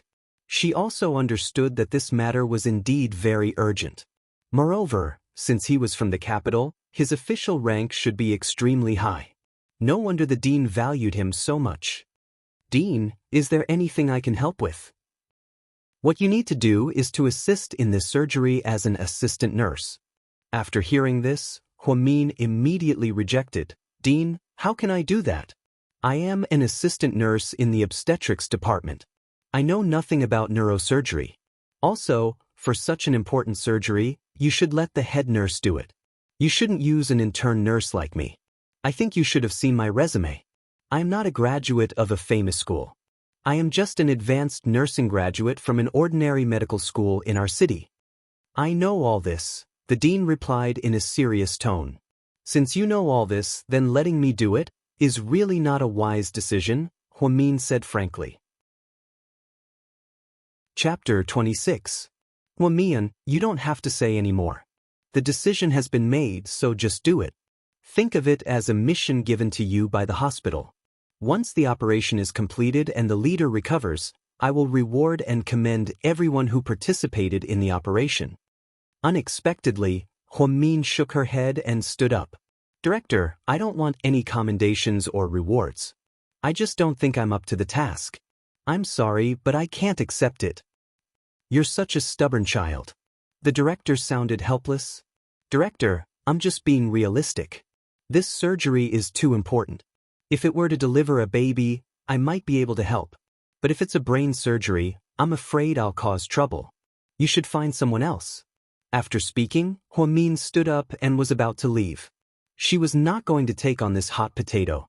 She really wondered if the director had taken the wrong medicine. There were hundreds of excellent nurses in the first hospital.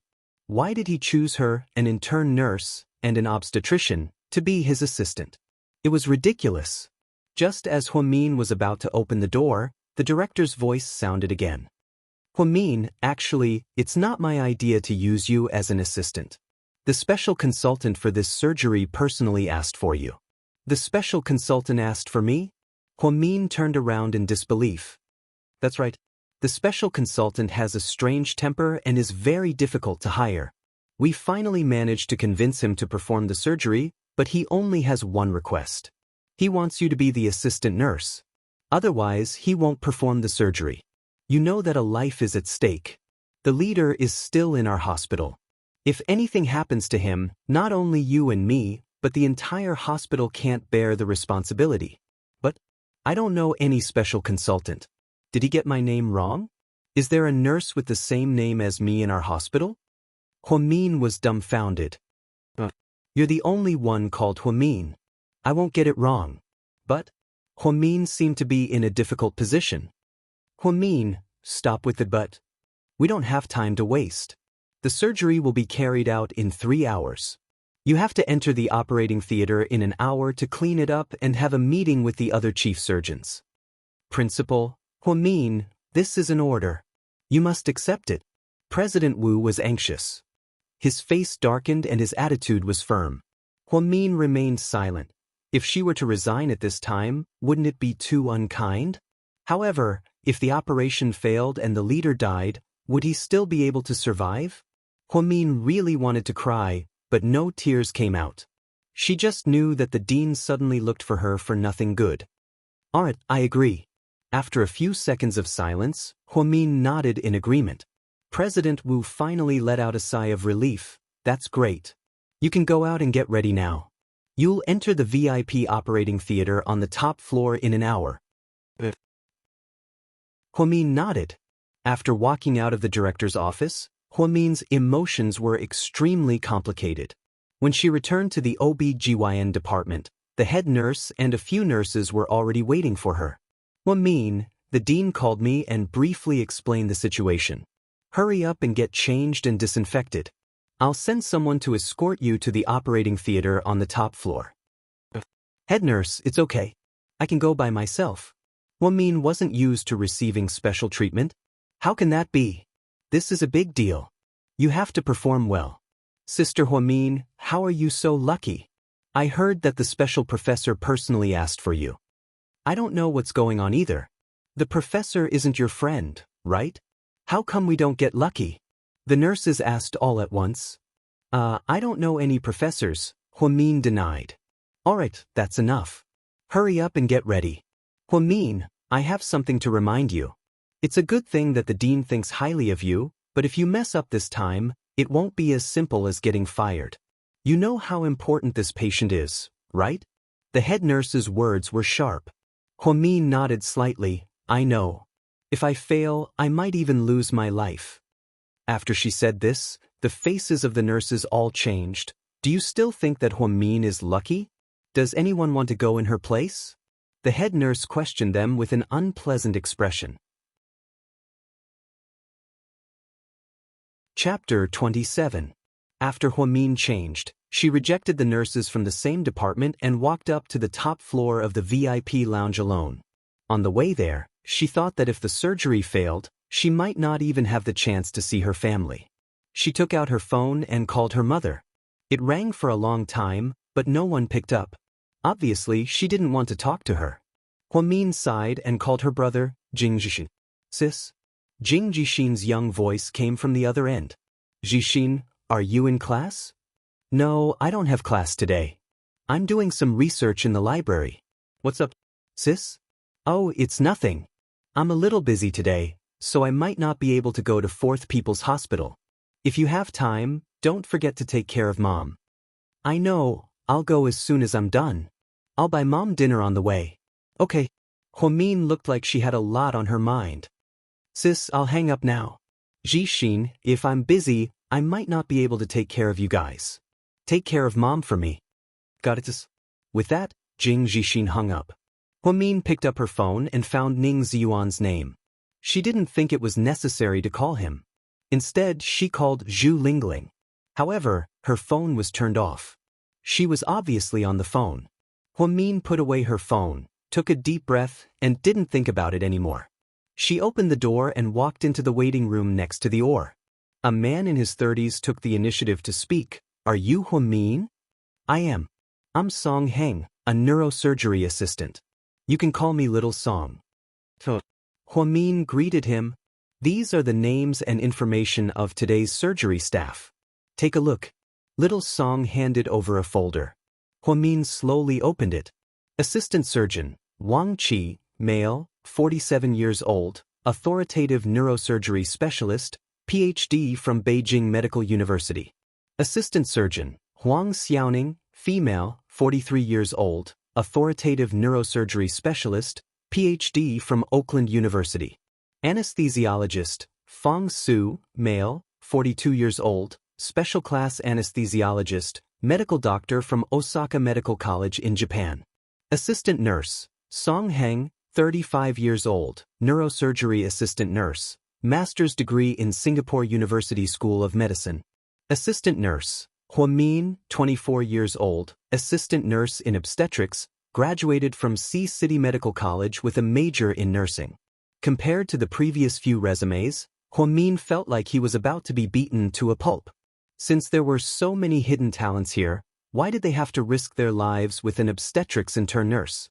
Right, the hospital director said that he was personally appointed by the chief surgeon, but where is the information of the chief surgeon? She raised her head and asked, why isn't there any information about the chief surgeon? Oh, it's not written here. The special professor is very low-key and doesn't want to reveal too much.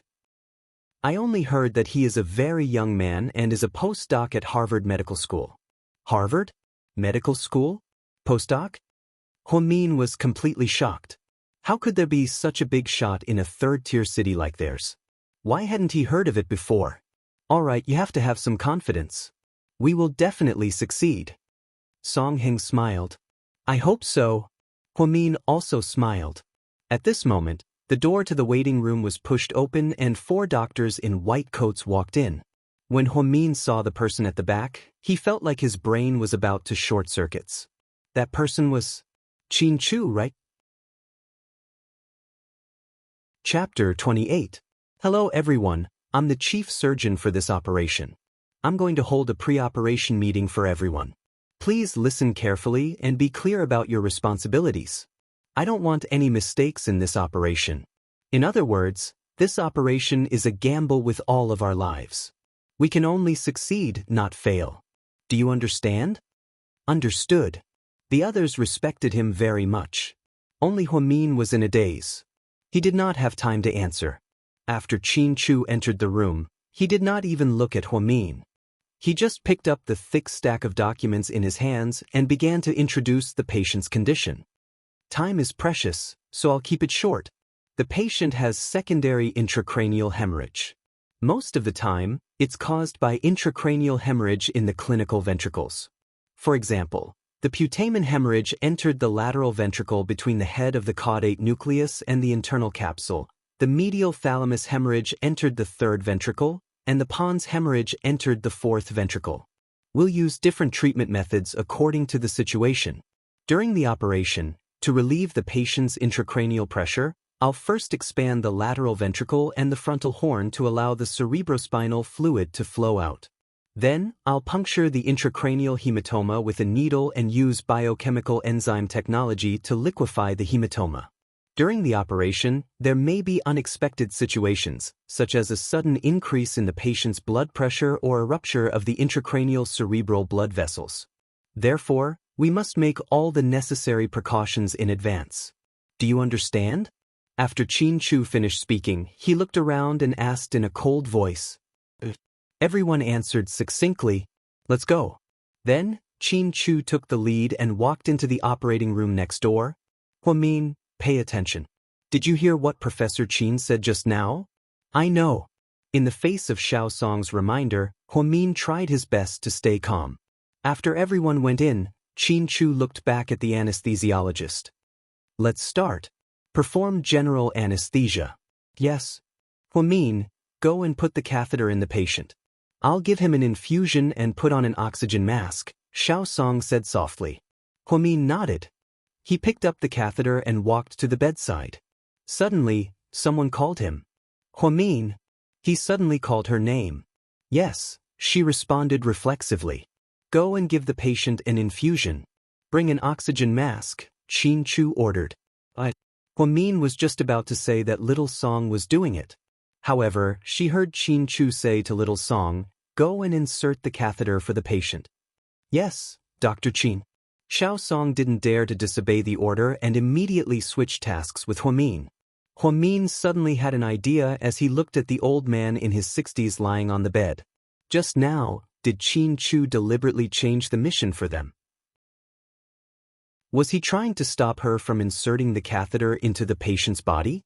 Oh my God, that can't be, right? Was there a need for this? Huamin didn't dare to think too much.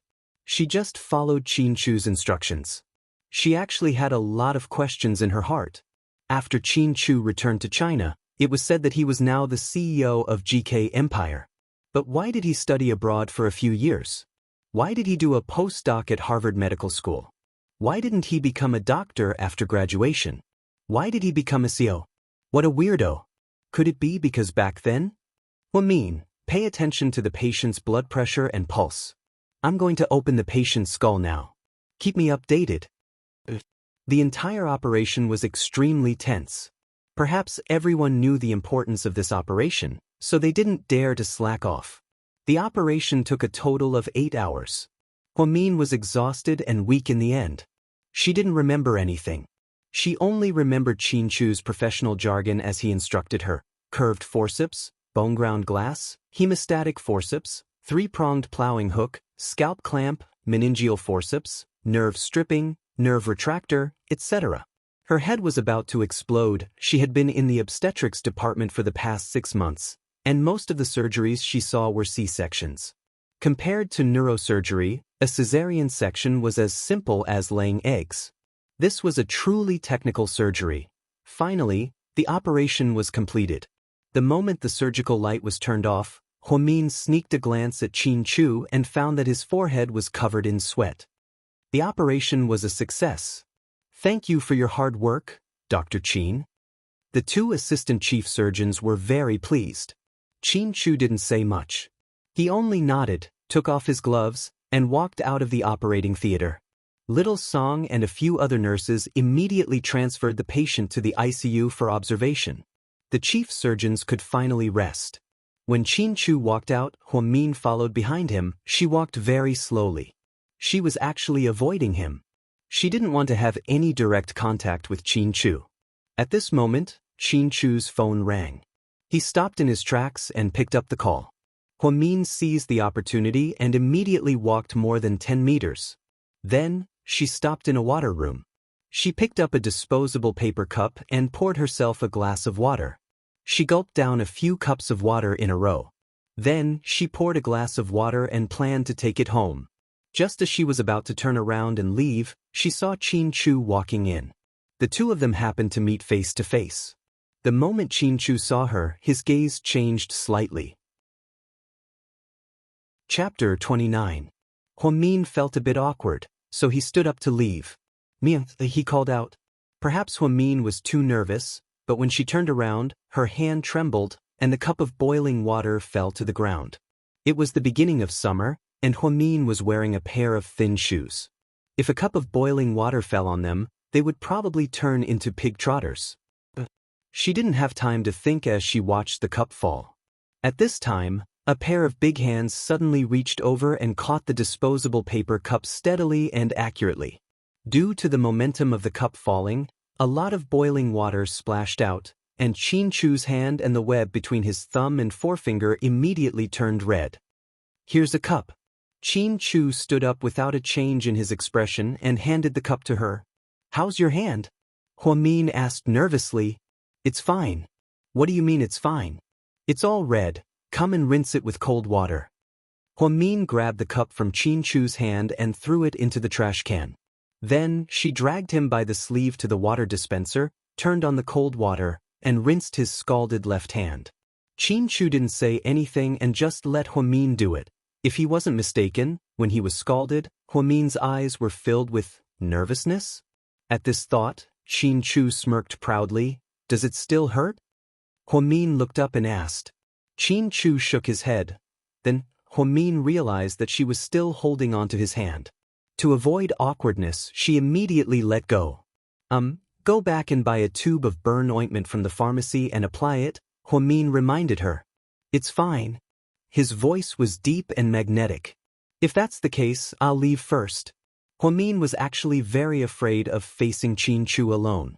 Because she was always afraid that the inexplicable feeling in her heart would become more and more unbridled. She was even more afraid that Qin Chu would see through her true thoughts. "Mian," he said gently again. She stopped in her tracks, but didn't turn around. She simply waited quietly for him to continue. "Thank you for your hard work today. Dr. Qin, you too." After saying this, Huang Min quickened his pace and left quickly, not daring to stay even a little longer. After hearing Huang Min's words, Qin Chu was speechless. "Dr. Qin?" Cough, this form of address was so low. Those who didn't know would think that he was an old man. But the title of doctor? He was indeed worthy of the responsibility. Because of this miraculous surgery, he and Huang Min seemed to have improved a little. Qin Chu was very satisfied. He immediately put his hands in his pockets and left with a classic arrogant expression. The unique white coat of a doctor actually had a different flavor on him. Most importantly, it seemed that people with good looks could wear anything. The nurses behind her were already infatuated. "Whoa, which department is this doctor from? He's so handsome, and most importantly, he's so young," one of the nurses praised. "I think so too. His temperament is amazing, isn't it? Even the way he walks is so arrogant. But I like it so much." Another young nurse did not hide her infatuation at all. "No, my heart is beating so fast. Quick, go and help me find out which department this new doctor is from. I must strike first to gain the upper hand." The nurses were all talking at once. They were all extremely excited. However, they didn't know that this person's identity was so special that even the hospital director couldn't afford to hire him. Huang Min didn't realize until she walked out that she forgot to ask a question. That was, why was Qin Chu an MD from Harvard? His family had been in business for generations. With his current status as an entrepreneur, didn't he study business school in the United States? Why did she see an outstanding brain surgeon in the operating room just now? Just as she was thinking, someone patted her shoulder. Senior Huamin, the head nurse is looking for you. Huang Yu smiled. Okay, I'll be right there. Chapter 30.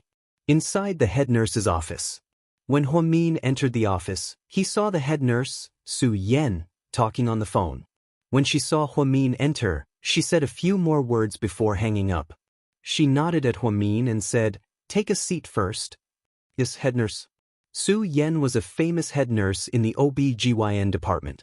She was known for being a strict and workaholic. Many intern nurses had cried because of her scolding. Some of the weaker ones even resigned directly or used their connections to transfer to another department. Huamian had been working under Su Yan for half a year now. In her opinion, although the head nurse was a little fierce, she had a good working attitude and was very serious about her work. Huamian didn't think there was anything wrong with that. She was much better than those greedy people who liked to accept gifts. Huamin, the director's assistant, just called me. He asked me to tell you that the major leader's surgery was very successful. He'll wake up in 12 hours. Really? That's great. Huamin smiled. The director said that when the major leader wakes up, he will reward and commend the staff members who participated in the surgery. Our hospital only sent 3 people this time. The anesthesiologist, you, and another male nurse. The director asked me to ask you what kind of reward you want. The major leader hasn't woken up yet. Isn't it too early to talk about rewards? Huamin was a little embarrassed. The director said that the major leader will definitely wake up. Just tell me what kind of reward you want. It'll be easier for me to communicate with the higher-ups, Su Yan said slowly. Huamin thought for a moment and asked tentatively, "Head nurse, can I really make a request?" "Of course, as long as it's not too much." "I actually want a reward," Huamin said word by word. "Reward? I thought you would ask to be promoted immediately." The head nurse was a little surprised. After all, intern nurses needed at least 3 years to be promoted. They also needed to be graded and tested. The process was very complicated. Become a full member? Oh, I haven't thought about that. After all, I've only been here for half a year, and I don't dare to dream of becoming a permanent employee. I only think that 1,000 yuan bonus might be more practical for me, Huamin said honestly. She really needed money now. Not only did she overdraft her credit card, but she also owed Lingling 10,000 yuan. Therefore, even if the hospital gave her 1,000 yuan, it could still solve a small problem. At least her brother's living expenses for the next month would be settled. All right, I'll pass on your message. As for whether I can give it to him or not, that will depend on the final decision of the principal. Hey, head nurse. If there's nothing else, I'll take my leave. Huamin stood up and left. Right, Huamin? Is there anything else? Head nurse.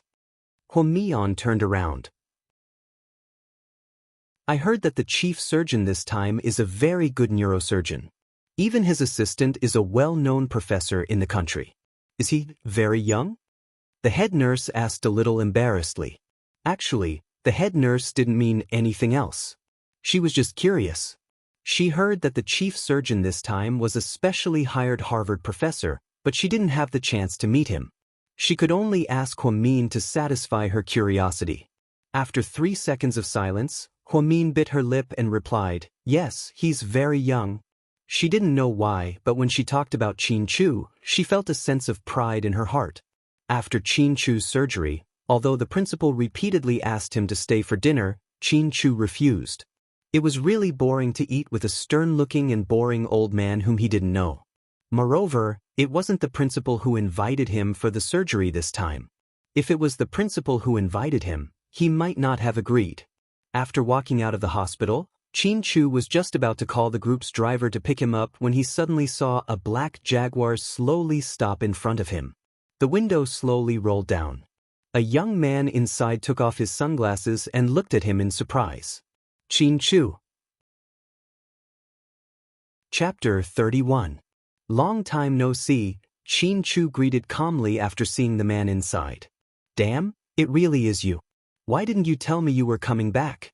Get in the car, let's find a place to catch up. Unable to resist her coaxing, Qin Chu had no choice but to get into the black Jaguar.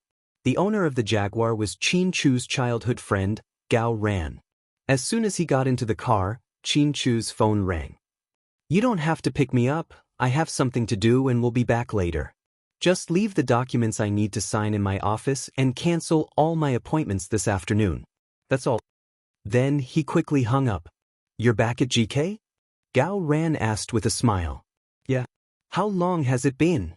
"A little over a week."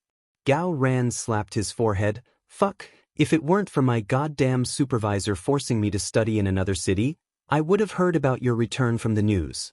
But you're so mean, you didn't even call me." "I tried, but it didn't go through." "Oh right, we're not allowed to turn on our phones when we study abroad." Gao Ran was obviously excited.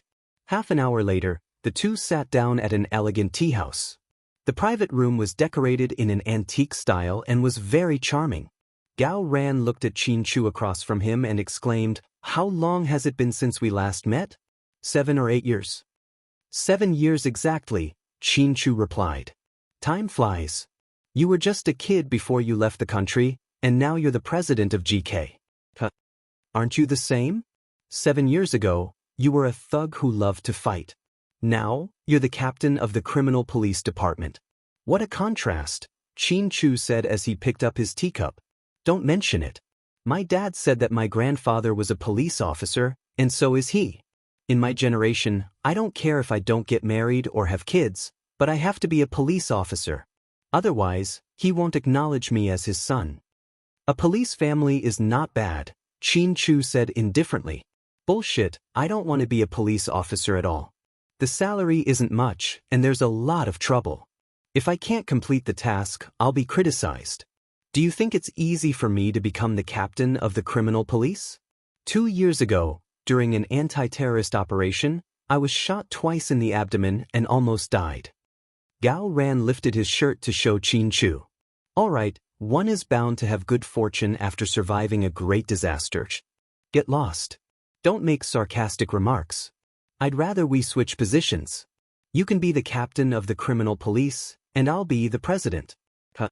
Sure," Qin Chu answered seriously. "Come on, I don't have the talent for business. I'll just happily be a little police officer." After saying that, Gao Ran picked up the teacup and took a sip. "Look at you, it's one thing to go abroad, but you didn't come back for 7 years. Do you know how much I missed you? I called your grandfather to ask for your address, but he didn't want to," Gao Ran complained. "Yeah, that was a promise I made with my dad. When I left, I promised him that I wouldn't come back last year, and that I wouldn't contact anyone in the country." "Damn, what kind of bullshit promise is that? Do you have nothing better to do?" "No, I only did it for one person," Qin Chu said word by word. Gao Ran suddenly remembered what happened 7 years ago, and then asked tentatively, "It has something to do with Huamin, right?" Qin Chu didn't say anything, but the answer was obvious. "I knew it. Qin Chu, why are you still thinking about a woman like her? 7 years ago, she treated you so badly. You should forget about her and find yourself a foreign chick. Who do you think you are? You're the prince of GK. You can get whatever you want. Why do you have to do this for a woman? You can't blame her for what happened 7 years ago. I didn't protect her well." "Then what do you mean now? You didn't come back for her, did you?" Gao Ran looked at him with disdain. Qin Chu didn't answer directly. Instead, he looked at his watch and said, "I have something to do in a bit, we'll catch up another day." "Okay, remember to keep in touch." Gao Ran stood up to walk him out. When Qin Chu returned to the company, he went straight upstairs to the president's office. To his surprise, a woman was sitting on the sofa. When she saw Qin Chu, she immediately stood up and smiled elegantly. "President Qin, you're back." Qin Chu frowned slightly. Chapter 32. Jiang Linyue carefully introduced herself when she saw the president's displeased look. "President Qin, I'm the director of GK's luxury design department. My name is Jiang Linyue. Why are you here?" Qin Chu's voice was cold. "Oh, I'm here to show you a sample of this season's new luxury accessories. Our department is releasing a few new designs." Before Jiang Linyue could finish, Qin Chu mercilessly interrupted her. Put down the documents, you can leave now. President Qin, I think it's better to talk to you about the details in person. Jiang Linyue was a bit surprised. She didn't think there was anything wrong with her attitude. She wasn't infatuated like other women, nor was she pretentious. She shouldn't have left a bad impression on the president. You don't need to discuss the details with me. You can talk to the vice president about it. After hearing Qin Chu's words, Jiang Linyue was instantly disappointed. She prepared the speech for so long, but before she could say it, the president stopped her. You can leave now.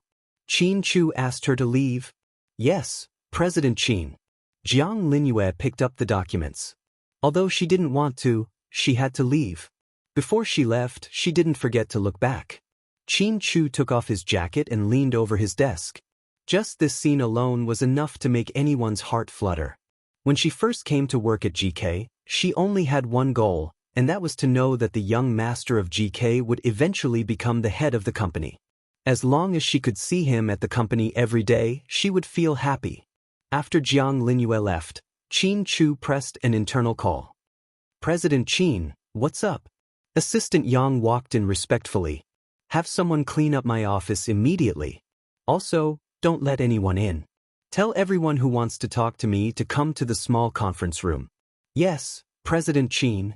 Qin Chu didn't like the smell of perfume. This was a secret that only those close to him knew. It wasn't because he was allergic, but because he didn't like the smell of chemical compounds. Jiang Linyue had stayed in the office for so long that the scent of Chanel's True Self perfume lingered on her. Qin Chu did not like the smell. Compared to this, he would rather prefer the smell of hospital formalin. Or rather, she only liked that person's unique scent. GK Design Director's office. When Jiang Linyue came back, her face was dark. Director Jiang, have you seen our big boss? Isn't he handsome? Do you guys have too much time on your hands? Jiang Linyue asked in annoyance. Yes, Director Jiang. The assistant secretary closed the door and left dejectedly. Jiang Linyue sat on the chair in her office and sighed slightly. She had studied in France for 3 years and had won many design awards.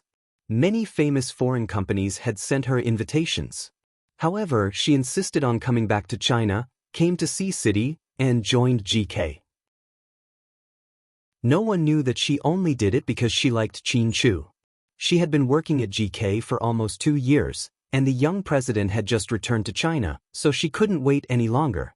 Jiang Linyue was a beautiful and talented woman with good taste in clothes, but she was still rejected by the president's office. Could it be that the president is gay? Jiang Linyue muttered to herself. She remembered that magazines often wrote that good-looking men, especially those who didn't have girlfriends, were mostly gay. There was no need to talk about Chief Qin's looks. There was simply no blind spot. As for his girlfriend, she had also inquired about many people. Everyone said that President Qin didn't have a girlfriend, so she tried to get close to him. However, she was rejected at the first step. At noon, Qin Chu had just finished his work and was about to go for lunch when he heard a notification from his phone. He opened his WeChat and saw that someone in his classmate group had asked, "Did Goddess Hua set a wedding date? Does anyone know?" He registered his WeChat account a few days ago after he came back to China, so he didn't have any friends on WeChat. He was only added to the group by Ms. Yao because of the party last time. He didn't expect to hear news about Huamin in the group. You're tuning into the Wang Lin's Journey YouTube channel. Don't forget to subscribe and join us on this journey to catch the most captivating stories.